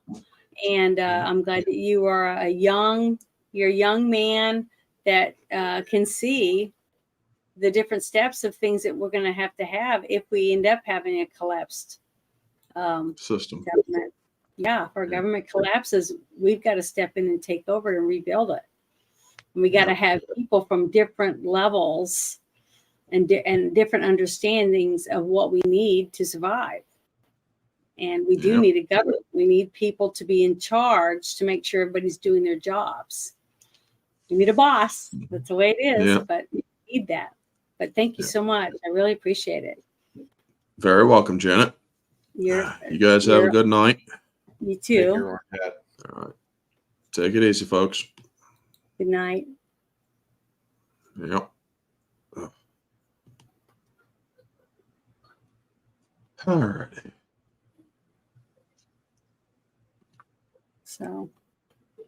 So you ready Yeah, for we're me to ready. start? Go ahead. All right, here we go. Death is the great equalizer, and that you will be humbled and you will get old and your teeth will fall out and your hair will fall out and you will get cancer or you will have a heart attack. And no matter how powerful you are, you're not in control. In that, it tunes you into God. And then what you said, so I'm heavily focused on this and telling my wife this, and I'm meeting with my dad, who's really my mom. And I don't see them as much as I should, but my dad's really always told me this. And I didn't really get it when I was younger. Now I get it, as I get older. And I'm sitting there just literally praying that morning and drinking coffee and just focusing on death and just focusing on life. Because when you focus on death, it makes life so much bigger. And focusing on what I'm not a Hindu and I'm not a Sikh, but the Sikhs are like a 500-year-old version of 3,000-year-old Hinduism. And they think everything's a manifestation of God in the universe around us. And then interfacing and how we take every moment of how magic it is what's going to resonate in the future to bring us close to God, so that we basically resonate into the higher dimension with God. And that's really been my instinctive understanding of it, spiritual understanding, the dream understanding of it. I didn't read books, and I read what the Sikhs are saying. It's basically, I was reading some of their writings just a month ago, and it was about focusing on death, so you also understand life and being humble and being a servant, and how that's what empowers you, so you're not an asshole, like your dad would tell you. Focus on the fact that I'm an asshole and shouldn't be. We all have the asshole side. Yes. You have a better quote, but of your dad's quote. The root of all wisdom is knowing what an asshole you are. And it really is. My dad always says the root of all thing is being humble and appreciating things and not getting on a power trip. Basically, what your dad's saying. Yeah. And so, because that's wise men. And so, I'm sitting there totally focused for like, I wouldn't call it meditation, but like 30 minutes, just sitting there in the dark with the computer screen on. And I go, no, I'm not going to watch Tucker's show from yesterday. I'm going to watch this speech. And I click it, and I'm like 10 minutes in, and you go, we got to say everything I'm saying. I haven't even said this on air. I'm hearing you say basically the same thing, because it's a universal truth. Then I want to bring the next piece to it, which you talked about. You grew up in this super wealthy area of California when you weren't, spending your summers here in Maine. And speaking for you, I watch show all the time and read your material. It's beautiful. And you were talking about how they're totally freaked out and neurotic and crazy because no one talks about death. Everybody shelves away the old people. They basically put them out on an ice float or, burn them like the Vikings. And that by doing that, that's what makes them not be connected to reason and God and the deeper things. And that's why they're so lost. That's totally true. So let me now take you one step further in this. The globalists are so scared of death. They have all this money, all this power, all this control. So they're obsessed with finding life extension technology, merging with machines, becoming gods. That's their new religion. That's the transhumanism. And that's where all their funding goes. But that's only one side of the coin. The other side is that if you're going to be God, you've got to be in charge of death. So because they fear death and they project their hatred of themselves onto us, then if they can poison us, dumb us down, sterilize us, depopulate us, they believe that's more for them at a very greedy level. So they want to be death, the destroyer of worlds. To quote Oppenheimer, I become death, destroyer of worlds, and at the same time cheat death. So it's a total subconscious obsession with death. Instead of consciously focusing on it, getting over it, instead they turn it loose to their animal, lower alligator brain and are now manifesting all this because they've not embraced the higher level of understanding. I agree with that completely. But it's doomed as a project, no? I mean, it is the Tower of Babel. Whenever you see in history is the story of this, people drunk on their own power, overstating their control over things, becoming convinced they're God, and then being destroyed. I mean, it is just an endless loop of that story. It's a law of humans. It's a law, exactly. And so this isn't going to work. They're going to blow up the world before they do this. It's just not possible. You just stole my thunder because we've not talked before this. We've talked about a lot of stuff, but nothing about the show really. It's a law, just like gravity, just like 2 + 2 = 4. It is the fabric of the universe. And I was about to say, in the past, megalomaniacs who try to control everything, order the firstborn, killed. Almost every kingdom would do that, whether it was Egypt or the Druids. Oh, there's too many young men being born, kill them. Yeah. I mean, depopulation's always been there. In the time of Plato, 2,500 years ago, he thought the world was overpopulated. So that's kind of where the eugenics comes from and where they get these ideas. The greatest philosopher ever, who said a lot of great things, but also said there's too many Greeks. We need to kill most of them. They're animals. They're dumb. We need to control breeding. It only makes supermen. That's where Hitler got all that. That's where all this comes from. But the central issue here is, in the past, civilizations would just fall apart when they got into a decadent phase. Hard men make good times. Hard men make good times. Good times make soft men. Soft men make bad times. Exactly. And so instead of going through that cycle and the collapse of that corrupt system, now there's biological weapons, chemical weapons, nuclear weapons, all this other advanced stuff. Instead, they're going to try to use the robots and all the control and the nuclear weapons to make us finally get under their mark of the beast, finally get under their unified system of control, finally get under their social credit score, which was predicted by these incredibly connected people 2,000 years ago, that this would be the ultimate tyranny that was coming, almost psychically seeing it into the future, because of the great evil potential. Time's really a loop. It was looping back or bouncing back. Real psychics seeing into the future what was going to happen in Revelation as a potential, I believe, and it's actually a warning that we don't have to follow that course. And that's my own personal belief. So instead, whether you believe Revelation or not, the evil globalists, the selfish globalists, are using it as a blueprint and literally building the mark of the beast cashless society, where you don't just, I agree to take this mark, I can buy and sell now. You have to worship the beast that can be seen by all on earth at the same time. It describes these big holograms you got to watch and worship. And it tells you what to do. And it tells you how to live. And it says men become women and women become men and children are set upon their parents. And there's nothing but wickedness being invented. And it describes everything that's now happening and says when they roll this out, you got to worship this world government. You got to worship this system and do exactly what it says, or it doesn't let you buy and sell. And so whether people believe in the Bible or not, believe in Revelation or not, it is now manifesting. I don't see a lie in that. I don't think, I am a Christian, but I don't think you need to be one to arrive at exactly the same conclusion. So you live in Austin, Texas. You've been there since high school. Austin's changed a lot. And as you noted, it's been really overwhelmed by people from the West Coast fleeing the decayed societies that they built. You live among liberals now. What do you make of them? What are they like? I really feel sorry for them because compared to, say, my dad's dad, like you were telling me about your foreman or your manager knows how to do electricity, knows how to build houses, knows how to fish, hunt. We just saw that big moose he got today. Yeah. These guys are impressive, and they can do everything. My grandfather could do everything. He could fix a combine with literally rubber bands and tin cans. He cut up into pieces. And my dad's the same way. I'm a shadow of them and their can-do. And compared to liberals, I'm like light years ahead of them. They live in high rises. They get food delivered to them. They're not in reality. They don't have common sense.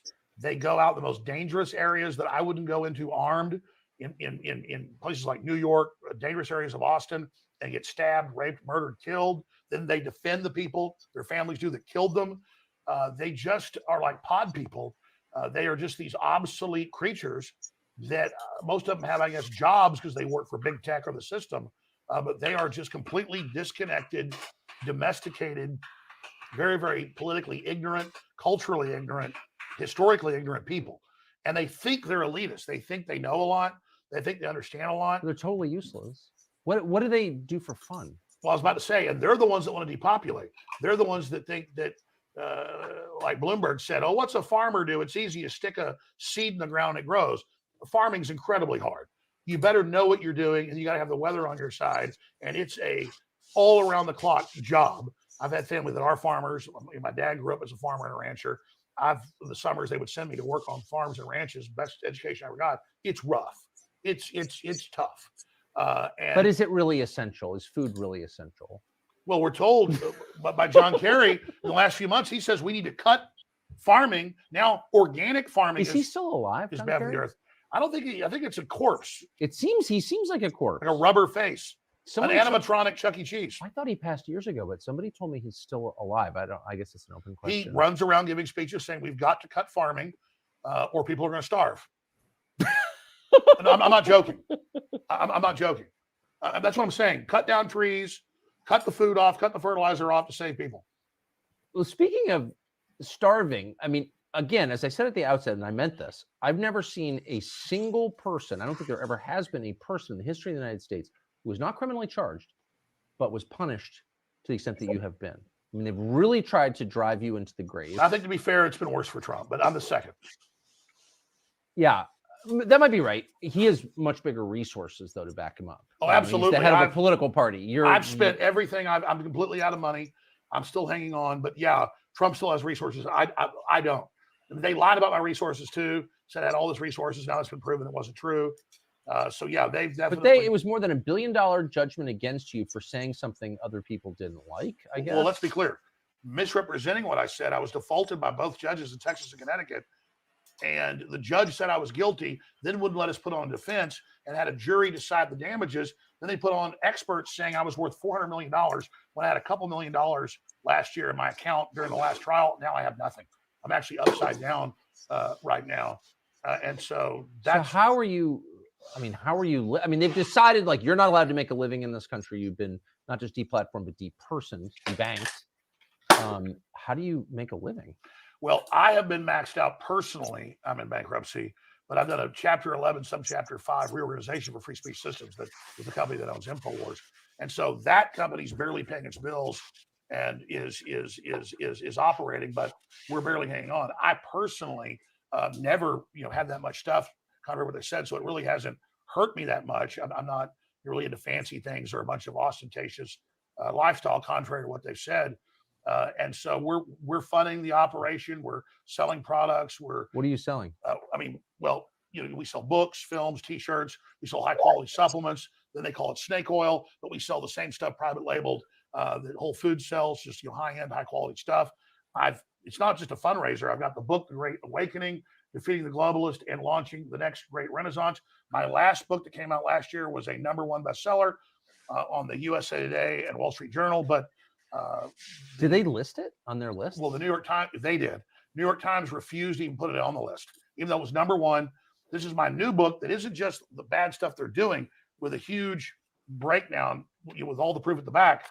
It is also solutions and how to counter them. So this book will keep us on air. Plus, it's a great book. I hope people get it at InfoWarsStore.com. They can also get signed copies there, or they can go to Amazon.com. But this is a way to keep us on air. Plus, it really is an amazing book. If people want to see a lot of the stuff I told you, but with footnotes, so you can go right to it, everything I say. When I say Naval Noah Harari says the future is not human and that the population is no longer needed and the future, there'll be no more humans, you can actually go to where he said it. When I said that Jeffrey Epstein was running a Mossad/CIA MI6 operation to blackmail top scientists to control them, we have links to that. When I say Peter Nygaard, that's on trial right now, was having women have babies, his babies, so they could abort them at 8 months, and then he could suck all their juices out and inject them into himself. A real vampire that literally takes the juices of his children, puts them in his body. We have a transcript of him saying that on TV. Who is this? Peter Nygaard is one of the big buddies of Epstein and all them. He was kind of running his own Jeffrey Epstein operation, also in the Caribbean. So this book is super, super hardcore. It's got an amazing foreword by Steve Bannon, and they had a great researcher. It's also a lawyer, Kent Heckenlively, went through and double checked everything I said for the book, obviously, so they wouldn't get sued. So this thing is well researched, well documented. It is the Great Awakening, because the Great Awakening is the counter to the globalist Great Reset, to destroy society and then build back better. But it seems asymmetrical at best. I mean, you have all the power on the globe arrayed on one side, and then the majority that doesn't like it. So, how do decent people prevail? They believe they can push it by deception. That's why people are aware of why they're cutting off the fertilizer to collapse the third world, to then flood us with those giant populations. They will then control and give voting rights to. And if you don't want to give them voting rights, then you're a racist. See, that's why the lockdown's biggest crime wasn't just the 80+ million the UN estimates starved to death the last 3.5 years, on top of the normal 15 million that starved to death each year. You look this up. They then use those giant masses of people that are fleeing total collapse as their new political underclass. So that's why it's so vital to not just challenge the Great Reset and the New World Order eugenics operation of the transhumanists. It's vital to then give an alternative plan and have an alternative debate about that plan. And that's what the Great Awakening gets into. So, but if you give up on that, you also sell bourbon. Man, you are really being nice today, Tucker. And Well, you know why? I hate selling products, but I like this product because I love the name. Look at this right here. This, my friends, is a gift to your crew because I know they drink. I had some drinks with them last night when we called Brian Stelter. But this, Some of the crew does drink. Yes, that's true. so this is for you. We got a few other bottles for you out there. Something I can't even open this thing. This thing was sealed. Maybe it got locked on the airplane. Anyways, can somebody open this? I'm like here embarrassing. No, hold on. I think the center thing. I don't travel with guns very often, so I don't know how to operate these. I'm gonna smash this son of a bitch, yo. Watch yourself. There we go. Really is with an axe. All right, goddamn it! Look at that. It doesn't come like this in stores. I'm gonna kill the people that come up with this. Drop that into the studio. We're rolling. Wow. Tucker, don't kill me. All right, we're rolling. I don't think Phil. that plug should be that. Oh, I Oh my love all God. that wood. Oh, it's beautiful. Got a lot of points when you get to here. Okay, that was amazing. This whiskey does not come with a hatchet to open it, or a black light. But does it come with a black light? No, but if you have one, But if you have a black light, by the way, I don't think I've ever sold a product on the air, but I'm proud to say we this. appreciate you Oh, supporting us. dude, come on. I'm totally all about it. What does that say? I'm going to let you read that. It says, thus to tyrants, meaning death to tyrants. Yeah. I recognize that phrase. I think it was uttered in Ford's Theater. Thank you, I brother. think we need to Well, buy enough of that. I didn't mean to turn it into who's So extravaganza. I want to. The book is more important, but So anyway, the last topic I want to hit with you, I could go on for hours. We're trying to get the audience of this social media app to believe that you can have longer content because it was, originally designed for very short, brain droppings. well, I But think you've succeeded. The biggest English-speaking show ever. I mean, it's bigger than Jimmy Carson, bigger than Joe Rogan. Congratulations, showing that freedom is successful. well, And thank you. popular. Well, we're grateful that it's a. No, it's I'm grateful to you. You that keep we saying have that. free speech, but anyway. But here's my question. So, all of the trends that you describe, I think very credibly, and I'm a little bit surprised, but not at all ashamed to say I agree with pretty much everything that you've said. Amazingly, but I do. And I think most reasonable people, if they just drop the kind of filter and stop lying to themselves and ask, like, where's the lie and what he's saying, I think would come to the same conclusion. But all of those trends are being forced to kind of ahead or they're going to come to fruition or something's going to happen in the next 13 months because we have a presidential election on the books and you have this car crash. And I just do not see how it's resolved. Do you? Like, what's Well, going to happen? Again, it's the Hey, truth. guys. Really, the only show I watch every day is yours when you have a new show because I don't just agree with you. I learn stuff every time. And when you've been saying the last few months is dead on, and a lot of people agree with you, and I know I do, that you look at the trajectory of this, how they're escalating on Trump, whether you love him or hate him. He's now a populist icon. He's now the underdog. The globalists are coming after him. They're coming after our right to vote for who we want. He gets 60% against Which is the fundamental right in a democracy. The people rule. I can vote for whomever I want. And if you don't like that person, that's immaterial. Right? Absolutely. And he's been indicted for saying they're stealing elections. They're stealing it. Oh, I'm aware. Well, yeah, absolutely. In their indictments of him is Absolutely. election theft, but yes. But despite that, he's got 60% against all other Republicans. He's 15, 20 points ahead of Biden.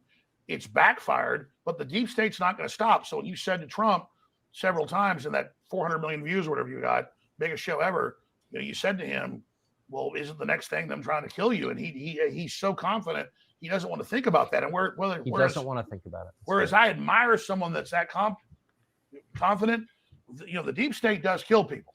And that's their only next move because this is failing. And I think they're going to kill Biden too. Or I think they're going to try to, what you said in the speech again, before the last one I talked about like a month ago, you said, I don't see Biden and Trump being the candidates. You see the system, the media going after Biden, and he deserves it, but they were covering it up until now. Now they're covering the laptop. Now they're covering attacking the dog. Now they're covering, all of his senility, all the corruption, the Chinese spies. Attacking a dog. What a pig he is. I'm sorry. Well, I mean, I was told that by Secret Service and by people that, let's just say, work with them. And I'm going to leave it at that. But I actually have a contact for you. I'd like to be able to hear it from them. But when this is over, I'll let you actually hear it from yourself. I think they'll tell you off record. I think they're willing to talk to you. But yeah, he is completely out of his mind. He wanders around for the entire 2.5 years. It's getting worse. Naked in the White House. In the middle of the night, doesn't know who he is. They have to give him a bunch of drugs, a bunch of amphetamines in the morning. Then they've got to drug him at night. Sometimes he's got to, though, he'll like be out for the morning for a while, and then comes back out at night for a ball. That's when there's a real problem. He is on drugs. I have established that. I know someone who witnessed it. I'm not guessing at this. I know someone personally who witnessed him taking amphetamines. And this was during the 2020 election. So how's this going to? That's huge. I know you don't play games. You've been no, I don't play games with this. I'll just say, he was a makeup artist. Well, no, you said the NSA spying on me, high level, and then a month later they went, yes, we're spying on Tucker Carlson. Yeah, I know. So you don't make stuff up. And so what I'm saying here is, Biden's a liability for him. Trump's a liability. What do? They have a right winger, they'll claim, assassinate Biden, and they'll have a left winger assassinate Trump. That then gets the country even in more of a fight against each other. And then they put in Gavin Newsom and somebody like Mike Pence or who knows. But I really think the next 13 months is the most critical time, not just in American history, but world history. Because if they can bring down America, they're going to bring down the world. And then you've got the escalation. Remember a year ago, Biden said you can't give F-16s and Abrams tanks and cruise missiles to the Ukrainians. That's World War III. Now they're doing it. So as Russia wins that war, as Colonel McGregor documented a few months ago with you, NATO is escalating. Well, that leads right to nuclear war. So we're so close. That fundamentally makes me so mad. This transcends politics. Since when do Democrats love war? Since when do Democrats love the intelligence agencies? They love them now. And so really the Democratic, so dark. Just like the Republican Party is a beachhead for sanity and populism. It's not perfect, but it's a beachhead. The Democratic Party is totally turned over to evil. That's why I thought RFK Jr. was so refreshing, but they're shutting him out of the primary process. They're blocking him. And so now he's going to run third party, which will take away from Trump. Most experts agree. I know Trump's people have looked at it. They think so. Of course. So that's very, very sad. So do you think, normally at this, so we're in October, I guess, in the year before the election, you can sort of see the outlines pretty clear. In October of 1999, I was pretty confident it was going to be George W. Bush versus Al Gore. You sort of know ahead of time, but do you think that we're going to see on election day 2024 a ballot with Biden and Trump on it? I've been saying I think they may assassinate him or claim they had a heart attack. And then, but I was thinking about each one individually. But I think when you said that a month ago with prescient, that's the next move. That's if I get in their mind and I'm evil, I'm Machiavelli, that is what they have to do. But the election just forces the point. I guess I actually don't think that their preference is overt violence or anything that people notice. They much rather resort to stealth, right? Covert rather than overt. But I just think, there's an election on the books and something's going to happen. Well, that's what you're saying. All their tactics of covert aren't working. So as we saw with JFK in 1963 in Dallas, they will go overt. And so we have governors declaring emergencies to take the guns. All of that is, and then suddenly Democrats are against sanctuary cities when they're the ones saying Governor Hochul and the mayor of New York, come here. Now they're like, oh, we never said come here. I think it's dawning on Democrats they've been betrayed. And maybe there's some point where Democrats will have self-preservation, the average voter, and say, no, we need to turn against this. This is totalitarian. This is dangerous. This is evil. But if that isn't the case, but here's the problem. Even if Democrats wake up, the system will know that from their internal polls. The establishment will, and they're going to make a big move. And is that a full-out war with Russia? A full-out war with China? Is it them allowing the jihadi sleeper cells? They're in America that have torn across our border, that are waiting to let them activate. I'm not saying our government controls them, but they've let other governments bring them in, and they've given funding to those governments. And now if we don't see strong signals against Iran, I don't want war with Iran. What I'm saying is strong signals telling Iran, do not fund terror groups. and we don't see strong repudiation of Joe Biden, that will greenlight the security services to go ahead and let this new attack happen. And a massive jihadi attack in America could be the way to bring in martial law and cancel the election. Also, Klaus Schwab loves the Telegraph, so is the UN. It is imminent. A cyber attack bringing down the power grid will make COVID look like absolutely nothing. It's basically his quote. Take the power grid out. Exactly. Have And so will they cut the power before the election? I mean, the sky is the limit. The sky is the limit. So people need to be vigilant and understand that we want to let the system know we're aware. We want to promote the values of free speech and of family and of self-defense and of local control and of free market, rugged individualism and a competitive civilization and a colorblind society that Martin Luther King Jr. talked about. We need to go back to the things that made us great, that threaten the CCP and threaten the globalists of the UN, because they're selling tyranny and eating bugs and being locked down in your houses and forced injections and 2 men can have a baby. We're selling normal human biology and success and culture. And so I just think we have to give the alternate plan to their dystopia. We have to challenge their dystopia, but also give the alternate plan, which enough people aren't doing. But that's Trump's big sin, is his optimism. America's great. Everybody's beautiful. We have such potential. And as soon as the world heard America was open for business, we saw trillions flood instantly in, because our leaders had said America's not open for business. Invest in China and India and Mexico, where the globalists have middleman deals to get all the money and all the power instead of the people getting it. It was Henry Ford, wasn't a perfect guy, but he said the other auto manufacturers, this came out in federal documents and later antitrust suits, because he didn't get in trouble. They did. They said to him, the other auto manufacturers, they said, why are you going to pay your employees 3 times what we do? And he said, because I don't want just rich people buying my cars. I want my employees to prime the market to buy it. They'll give me all the money back buying the Model T, and then that'll supercharge it. So that's the 2 different systems. Build this illustrious, incredibly exciting, roaring civilization of laissez-faire, or let these big guys that already made all the money centralize control, shut us all down and vertically integrate so they're in control, and then kill competition. So we have to kill the globalist program that's anti-free market, anti-capitalist. It's monopolistic. It's anti-human. It's a bunch of degenerate, inbred, 3rd, 4th generation elites who didn't make all this money, who didn't create all this stuff, but that have decided we don't even get to take part in it, while they take part in it and live like kings. So it's us or them, Tucker. And we've got to crush the globalists. We've got to crush the New World Order. We've got to challenge them, or they're going to destroy the planet. I believe that. Last question. Where will you be in 5 years? Are you going to stay in this country? Can you stay in this country? I mean, speaking of escalation, again, I still have never figured out what your crime is, but you have been persecuted for something in an escalating way. I got 2 subpoenas last week. Subpoenas? I got subpoenas on January 6th, again, on a criminal investigation. Well, you didn't do anything on January 6th. And I got subpoenaed in Trump's criminal trial in Georgia. On what? And then my lawyer called and said, "What is this?" And they said, "Well, we don't just want him as a witness; he's a subject." I had nothing to do with Georgia. I'm not saying it's bad. They went and challenged it. That's their right. I mean, I went and protested there. So it's just pure intimidation. So I have a problem. It's that I don't like to cut and run. I'm not the toughest guy around, but growing up in Dallas was some pretty rough people. Some big guy started to fight with me. I just couldn't back off. And I almost always won those fights or went to the hospital trying. And so I decided to go down with the ship. I'm not going to leave the country. I'm not going to back down.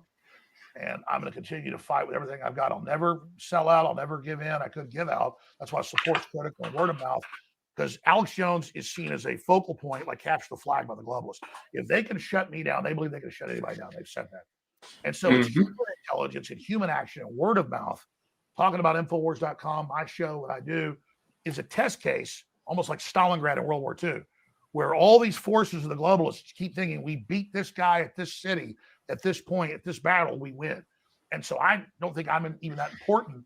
I've just been chosen as this main battle point. So all these grassroots people and people like you and other great folks are supporting me through just supporting the First Amendment and And so I've got that backing, and that enrages the globalists. So the more they throw against me, the more support I get, and it's really become a historic battle. If I'm completely manned and debanked and shut down and can't operate, only then would I try to evacuate somewhere to try to keep my show on the air. But I've looked at it, and I don't even think that that's the case. Once they disrupt and shut down something, it's very hard to restart it. The good news is there are so many other great talk show hosts, so many other great people that now understand this and even have perspectives better than mine, that I'm not obsolete yet. But thanks to you and thanks to Russell Brand, they're trying to now set up. And, Joe Rogan's come a long way, and Steve Bannon and countless other shows that I tune into that have high level understanding and teach me a lot. And my head's in the game. So you're our champion, Tucker. And there are other people, lesser. I know you don't want to be the top dog, but you are. That's why you're under attack. Thanks to you, I know no matter what happens to me, men and women are going to continue the fight forward into the future. But this is an Alamo situation. I'm not evacuating. I'm not leaving. I'm not going. How'd they do at the Alamo? Do you remember? Everybody got killed. Oh, okay. But that example led to a big, my mom's family raised Colonel Travis's son. And on my dad's side too, they were heavily involved. First Texas families, we have like Mexican land grants for our property. We still have Mexican land. We paid for 12 cents an acre, like 1825 in East Texas. You come visit. So it's not as cool as this place, but it's pretty cool. And the last letter he wrote on that piece of wallpaper was to one of my great grandfathers in Gonzales, Texas, saying, "Please take care of my little boy." But Travis knew he was going to die. But he was like, I got 10,000 troops coming in on our 200 and something. We're going to give them one hell of a fight and kill a bunch of them before they can get up north for the main battle. And they killed thousands, 3,000 was estimated from memory, Mexican troops. And so that'd be an honor to have like 10,000 troops coming at me, and I'm in the Alamo. I don't have a death wish, but man, it gets me high as a kite. And so I'm not doing what Colonel Travis did. The only reason they got beat is they ran out of ammo, basically. They had powder, but no more ball. And they were fighting with swords at the end. So those are tough men, and I don't even measure up to them. But I want to try to measure up. And so it's very exciting. It's instinctive. It's spiritual to be defending humanity and prosperity and freedom and justice against these globalist child trafficking monsters, the open border, all this evil. I mean, so my cells tell me to do this. My guts, my sinews say you're ordered to do this. And I don't feel good unless I do it. And so the bigger the attacks get, it's the old World War II saying, when the planes were over the target, they didn't really have radar, but they knew the bases and the factories had flak. So they're shooting at them with artillery, anti-aircraft artillery. So you flew into that. And so the best place I want to be is in the flak. But I also hate the flak because we could blow up and we're not in the fight anymore. So there's that paradox. But 90% of me wants to be in the flak. 10% says maybe you should steer a little around it because you don't want to get knocked out. And until just a few years ago, I felt really bad because it didn't seem the paradigm had been shattered and people didn't actually read the globalist documents. Now there's been a paradigm shattering and I'm almost obsolete, Tucker. And as soon as that happens, as soon as I see another couple hundred more prominent people that actually know what's going on, we've already reached a chain reaction point. I'm going to hang it up and disappear like Obi-Wan Kenobi. Alex Jones. Thank you. Thank you. What a great conversation. Thank you, brother. I really appreciate Thanks for your courage, Tucker. Thank you. Love your crew. Great energy. Thank you. Americana, baby. Alex Jones. Younger people say the news is full of lies. That was very interesting to me. Well, we got a view of two very powerful people when it comes to understanding how our governments run and the history of our government. So I think it was very important for a lot of people to listen to it, to actually get to see other sides of it, because Tucker didn't know about a lot of the things that he was talking about when it came to his actual, the way he lived his life through his career all these years, right? Because a lot of people, some kind of nut job, doesn't have a clue and he just makes up everything. But this shows you that a lot of the things that he talked about were factual things. That not every single thing he did was nuts. Okay. Nothing. So the scary thing is that if even a third of what he said comes to fruition, where are we going to be? And how are we going to survive it?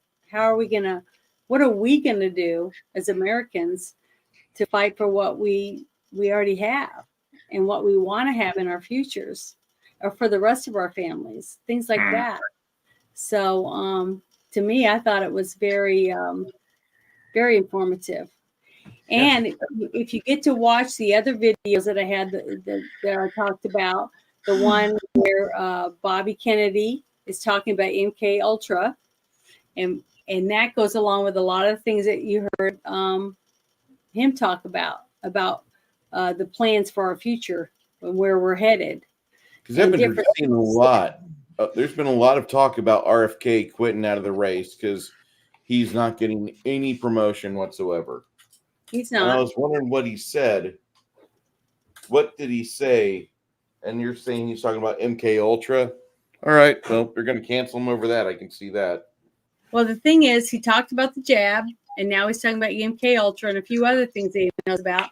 But it's true though. If he does run as an independent, it's just going to take votes away from Trump, because the people that are already involved in all the stuff with the Bidens are still going to be with the Bidens. It doesn't matter. I mean, Joe Biden could take a baby and cut it to shreds in live TV, and people would still vote for him. So, and that's a fact. We just have to understand why they want to do it. We won't ever know because we can't comprehend those kind of people. Our level of thinking about life and stuff is not the same as them. So we can't understand why they make those decisions. The only thing we can do is keep fighting for what we have and what we want our future to be for our children and our great grandchildren. You know, that's it. That's all we have. So that we can't give up because of it. I mean, I'm not going to just go and take a bottle of pills or something. You know what I mean? I'm not that desperate. I'm going to probably die on my front porch, just like I always say. But I have a front porch that belongs to me, you know, and a lot of people don't have that. But I wish everyone could have that. But we won't even have the option for you to even have that if we just keep going in the path that we're on right now, you know? And that's why I'm where I'm at now, trying to learn how to be able to survive without anyone. Even if I have no electricity, how am I going to make sure that I eat every day and that my family gets to eat, or my neighbor has food so that they can survive, to maybe grow some corn or other crops and maybe help me raise chickens or whatever. I don't know. I'm just saying I want to help others, but at what level do you go? I mean, how far do we go to trust the people around us about what do they have to offer? Just like what we were talking about earlier. If I have eggs and I have a greenhouse and I have this and that, and I'm trying to do all these things, and I can fish and I can catch squirrel and I can do different things like that, what is the person that's going to come over going to barter with me? What can they offer me? See what I mean? And we all need to be thinking about that. What do we have to offer to be able to do for others, to be able to sustain ourselves? If we end up having a government that shuts down, how are we going to work together and not let someone come in and just say, I'm taking everything, you know, like in The Walking Dead, when the used cars salesman ends up getting his bat with the barbed wire around it and taking over. You know, people like that, because they have enough muscle around them, they can do whatever they want. So what were you going to say, Ruben? No, I'm just saying that this is he covered about 50% of what really is going on. Like I said, I know more than them, or at least they're going to say it on YouTube or X. There's a lot more going on. But the whole thing, but the point to your thing, that's what I'm saying. That's exactly why I'm selling everything. I practically sold everything. I'm ready to go. I'm just getting everything ready, and that's what I'm doing. I'm just Again, I'm being nimble. Because since there's nobody around, then I can do it, and then again, easy enough to go. And the new thing that came out today that you could leave this on basically, and we can talk about it later. But you can do research on it. Is that they've already determined that as I knew already, it's been shown. The Quartering talked about it today, that Google and Apple have been placed on gag order, and that every single push notification on every single Apple and Google phone are being tracked. Mm-hmm. So they know where you are at all times. So Mhm. all this And who said idea, that? let me tell this to everybody out there. This is a truth now. So all this idea of we can't find anybody, no, you can. They don't allow it. So then they are purposely not letting that information out. They can know where you are at all times, but then if you're lost a family member, they won't. They'll have to go through the whole. You'll have to go the long route to find somebody, but they can Mhm. find you right away. Hence why I don't use Apple or Google anymore. Mhm. I Yeah, I haven't used Google in a long time, but I do use some Apple, which I wish I didn't, but until That's the whole I can idea. That's the whole Yeah. idea. You have to basically take every single time you have every iPhone is tracked and every Google phone is tracked. So there you go. And that's why I don't use those. And then Mhm. basically more so now. I'm not using it.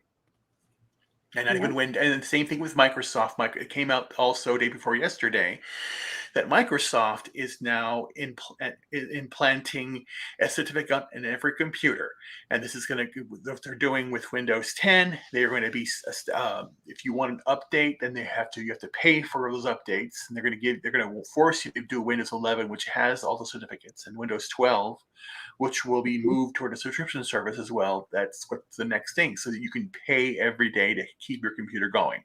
So like I Mhm. said, just don't get off of it. And if you want And aren't to, they also going to be doing it with your every time you don't use cash, you use your debit card or your Visa card? that's already or whatever. done. That's already been done. Yeah, That's already but being I'm done. just saying, but people need to stop using that and start using cash. Go to your bank, get it out, and start using cash. Don't use cash, please. Don't use crypto instead. Use Why? cash. Use cash if you're going to buy something, but don't keep cash. Please do not keep cash. Well, That's I have cash stashed in lots of places. That's terrible. Buried. I've got buried cash and Yeah, everything because I need it. If later on, like I said, I really do believe we're going to end up bartering. Yeah, but that's fine. But cash will be welcome. Well, I mean, toilet change, paper, basically. Money, cash. That's all. Again, that's all fantasy. You're saving a Well, fantasy. I want to have it just in case I need it. If I don't For have what? it, I'll just stand darn. To burn it for fire. That's what you're going to use. Well, That's that all- maybe. But No, if that's what I it's go gonna be used for. somewhere, if I have to get on my horse and ride somewhere else, and they use cash, I'll have cash. If I don't have cash, I'll have some gold coins or silver coins. That's better. Things like I'd that. rather buy ammunition. If I need a currency, I would rather use ammunition than crypto. I'm sorry. Okay, go ahead and that's be just dumb. me.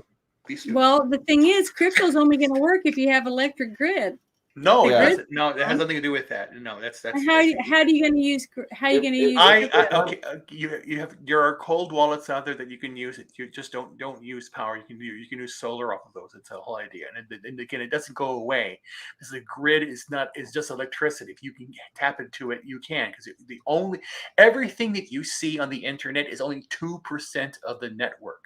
You're only accessing what they're giving you. I can access everything else, and that's where you can do everything out there, and it's very easy to get to. But again, but everybody. Excuse me. Yes. You don't need just power. Solar power, and that's it. And you can do it that way. You can do anything. Yeah, it's easy. Again, and again, I'm getting tired of people just doing this and not doing anything. I'm doing everything. I'm just ready to walk away from this, from lazy people, or just people believe big crap. I mean, if you want to use crypto, that's completely up to you. I don't know if I trust crypto when I need to have an internet connection to access it.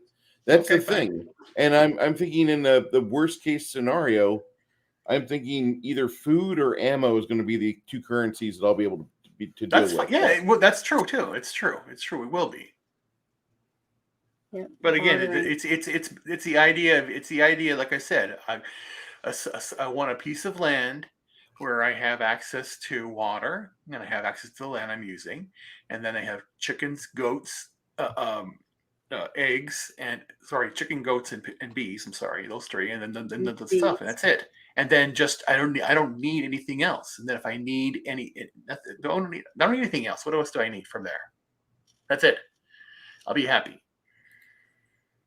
Because that's basically it. I'm basically getting to the point of indifference because I'm sick and tired of people just complaining and people just, everything that was in this video, I've known already. And if people now believe, oh, I didn't know that, then it's your fault for not for. I know, but the thing is, so many people don't know. Just like and I don't care anymore. I don't care. Let them perish. I got I'm two done with it. sisters that don't have a clue. They don't even know half of what we know. I know. Well, then what do you do? Then what do you Nothing. do? There's nothing I can do. That's why I'm where I'm at right now. I'm doing this without them because they chose not to be here, and that's not my fault.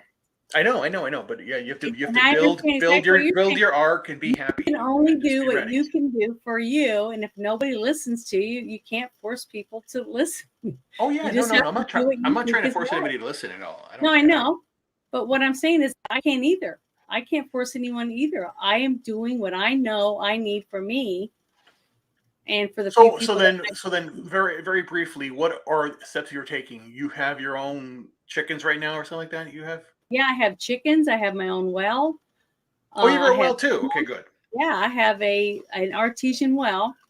So I have plenty of fresh water, and then any other water that I can get, I will use it for watering my animals and things like that. But my fresh water would be for drinking.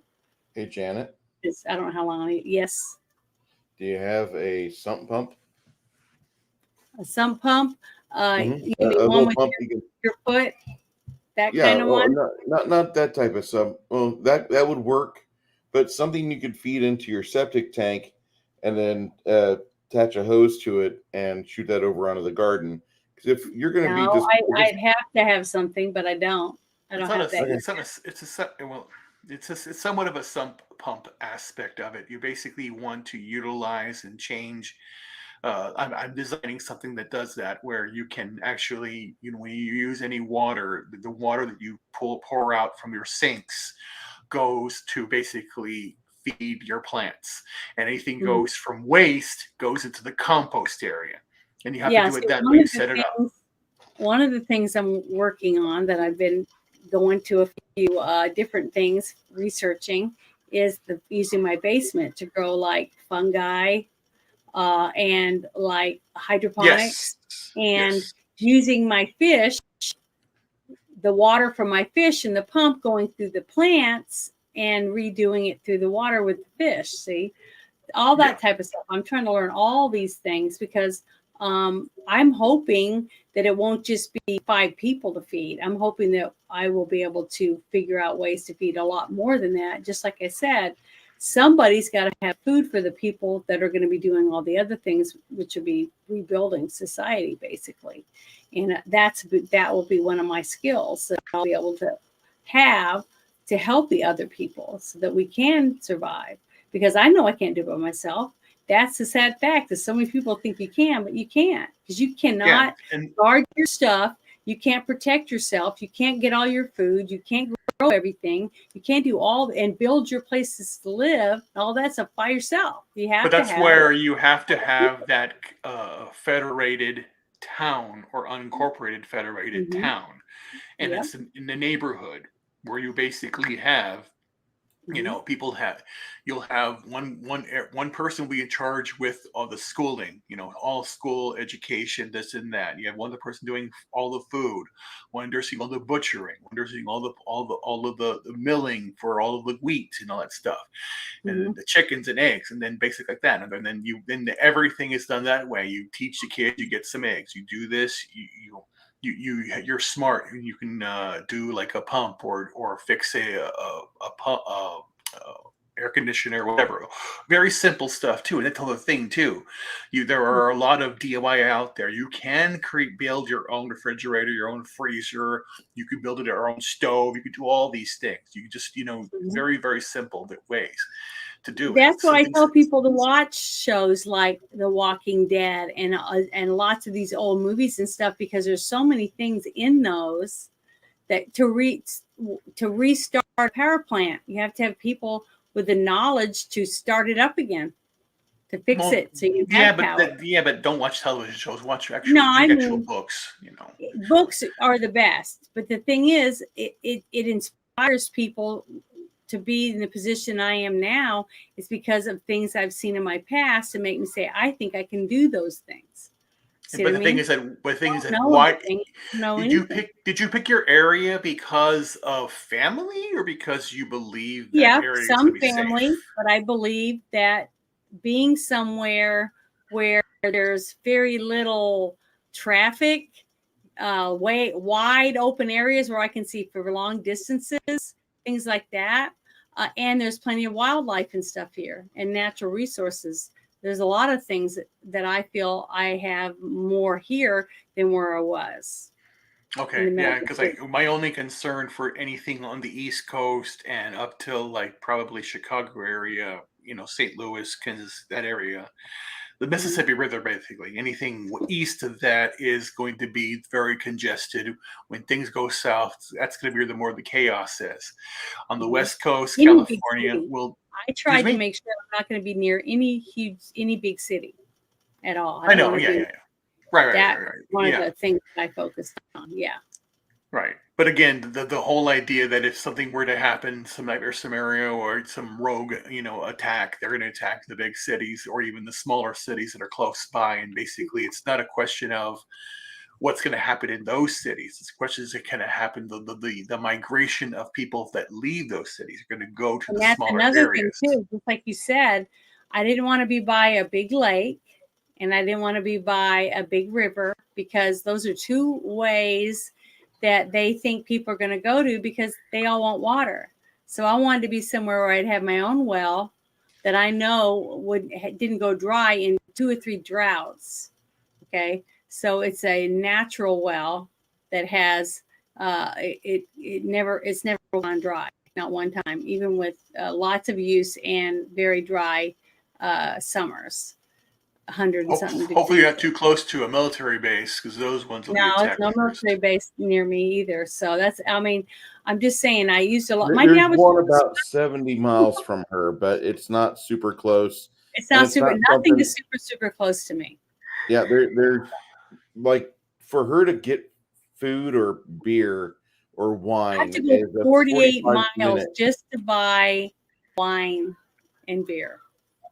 So Like that's quite a if you ways. guys are Not looking somewhere people are for- going to be looking for me. Yeah. So I'm out of the way. I mean, I'm out of the way. So, you know, I'll have a chance. I feel, especially if I have more people with me. If that starts getting closer and closer, that people know to come to my home, and we'll all have to work together to protect what little bit we'll have. But hopefully, they'll each bring something and a skill that will be needed. And then after everything's died out, you know, because remember, like I said, 4 days, you'll start dying after 4 days without water. And then you can go longer without food. But once those people are gone, because a lot of them are going to kill each other off, you know, that's how I think, especially in the cities, taking things from others. And then they'll think, you know, they're not thinking about the future, about finding a place and starting to grow their own food. They're thinking about, well, I'm just going to keep taking what everybody else has, right? And those people slowly die out. That's what happens. And when they start coming away from those areas because they run out of resources, that's hopefully they're weak enough by then, because I will be eating really well and healthy and be waiting for them and have traps and stuff, hopefully. But we'll see. I hope it doesn't ever come to that. But I'm trying to make sure that I can at least try, you know, do the best I can with what I have. But we'll see. Hopefully it won't ever get to that. I'm praying it doesn't. But we shall see. This was a lot of hypotheticals tonight. Yeah, but that's I good. did like the discussion that Tucker and Alex had. I really do. I do like Alex Jones quite a bit. He's definitely not exactly your conventional individual. I think he has a lot of interesting perspectives, I don't know what he did before he was a firebrand or a person who crashed a party in the California forest, but I think whatever he did before is definitely affected his current path where he's at. I want to see not during this chat, or during this panel, but I do want to see this discussion that you had RFK do. Mm-hmm. Well, I can we can watch it Send me the link- tomorrow if you could Send me the before link we in start chat. the game, if you want. Tomorrow, It's there's not no game long. tomorrow. There's There no is no game game? tomorrow. Oh, okay. No, Well, we tomorrow don't have afternoon, enough if you players. have time. It's Christmas, and the not Christmas, but December is just a weird time. That's fine. If anytime tomorrow, to send me a message, say, hey, I'm ready to watch that, because it's on here, it's on X, and then you can also watch the Putin thing if you want. So you can understand. You'll see where I'm sitting why I was adamant about it. I've been hearing all day from different people on my feed that RFK is thrown in the towel. I've seen no official on it. At the same time, Chris Christie is mysteriously still in the running for the Republicans. I don't know exactly. He's not running. He never ran in life. Yeah, exactly. And I'm not a super Vivek fan, but I really like what Vivek said to him at the debate this last week. Yeah, I've seen some good snippets. They'd be from hungry. that. Just kidding. But yeah, he did good. But yeah, just send me a couple messages tomorrow, and I'll get with you and we can watch that stuff in Discord if you want. Sounds good. Can I share stuff in Discord from Twitter? Mm-hmm. Okay. If you can't, we can still watch it on Discord or in Gilded, like what we did tonight here. Yeah. So whatever you want, just send me a text or whatever and let me know. Because I was planning on playing tomorrow, so I've worked it out to where I have my whole day open. You'll probably get together around 1 or okay. Just send me a sometime. message, and I got a couple things we can watch, because I have been burning it down on X in Spaces, and I know anyone that's not on Spaces, they don't understand what it is, but I use it a lot. If you want to hang out with Janet more often, get yourself a Twitter account. Look up her channel, or her handle is Janet from Another Planet. I believe that's it, correct? Yes. Okay. And she does Spaces quite a bit on X. So if you want to hang out with Janet more often, there is your key. Yeah, I enjoy it because I go into Spaces and talk about politics. I go in them talking about crafting, comic books. I've done in prepping Spaces. I dabble in a lot of different things because I'm very interested in learning as much as I can about anything. If somebody seems knowledgeable or it's interesting, I try to learn about it because our life is short. Might as well absorb as much information as I possibly can get, and share it too. I've had a lady saw one of my crocheted bags, and she's been sending me messages ever since because she wants me to make some videos and show her how to cut the plastic bags and make the balls of yarn and all that stuff. And I told her I'd be happy to do it because my mom taught me how to crochet, and if I can help someone else make cool stuff doing it, I would love to share my talents with them. Sounds bad. You never know. Yep. But I guess we can shut down now. Is anything you want to add? Either of you? Look forward to seeing everybody in Discord on Sunday. Mm-hmm. That's for right. that is And on my channel. about your new movie we're gonna watch.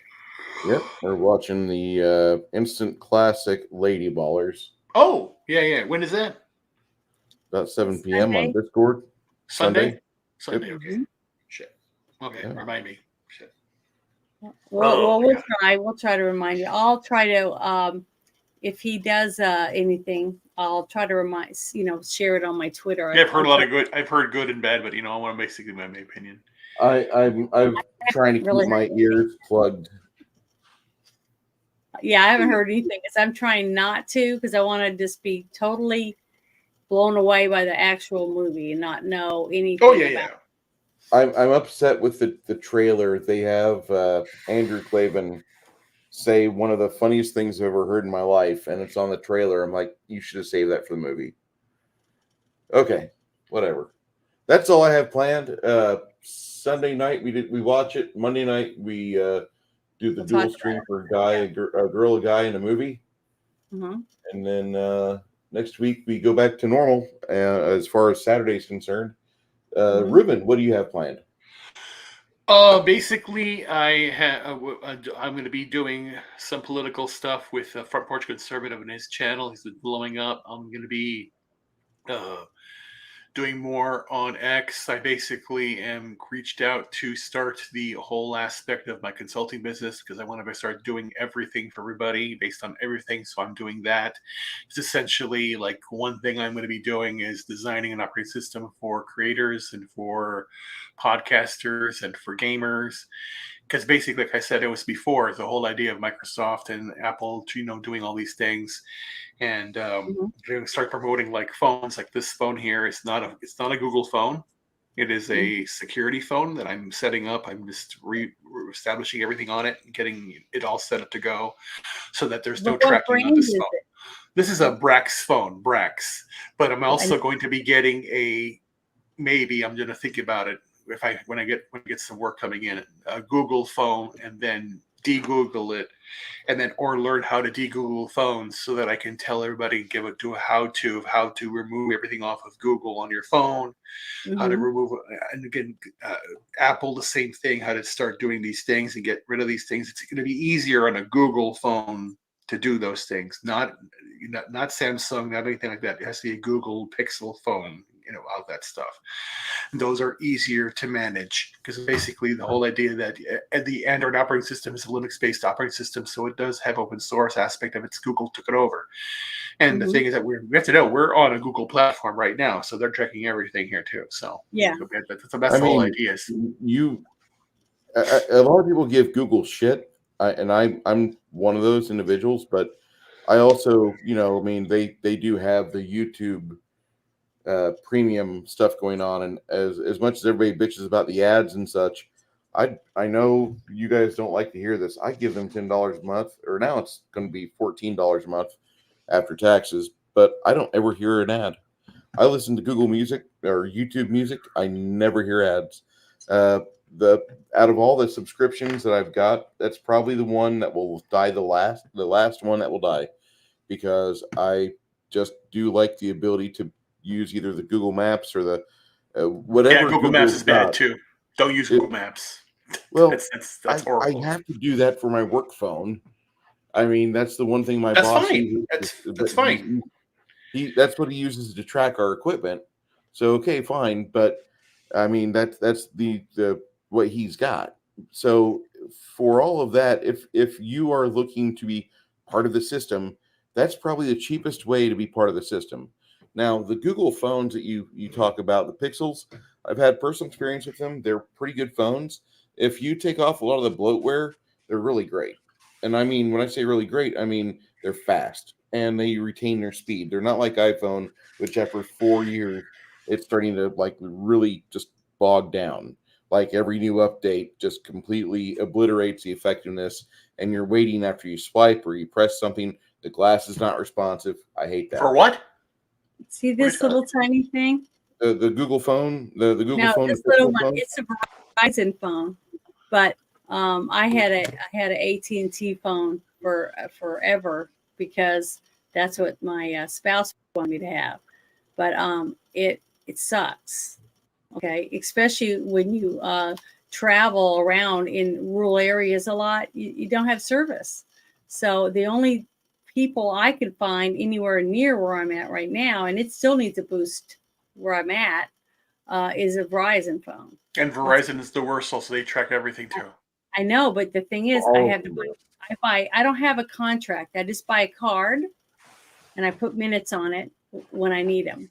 But I know, that's all but they it still works. track that. That's the whole idea. That's Verizon That's is the it. worst at tracking.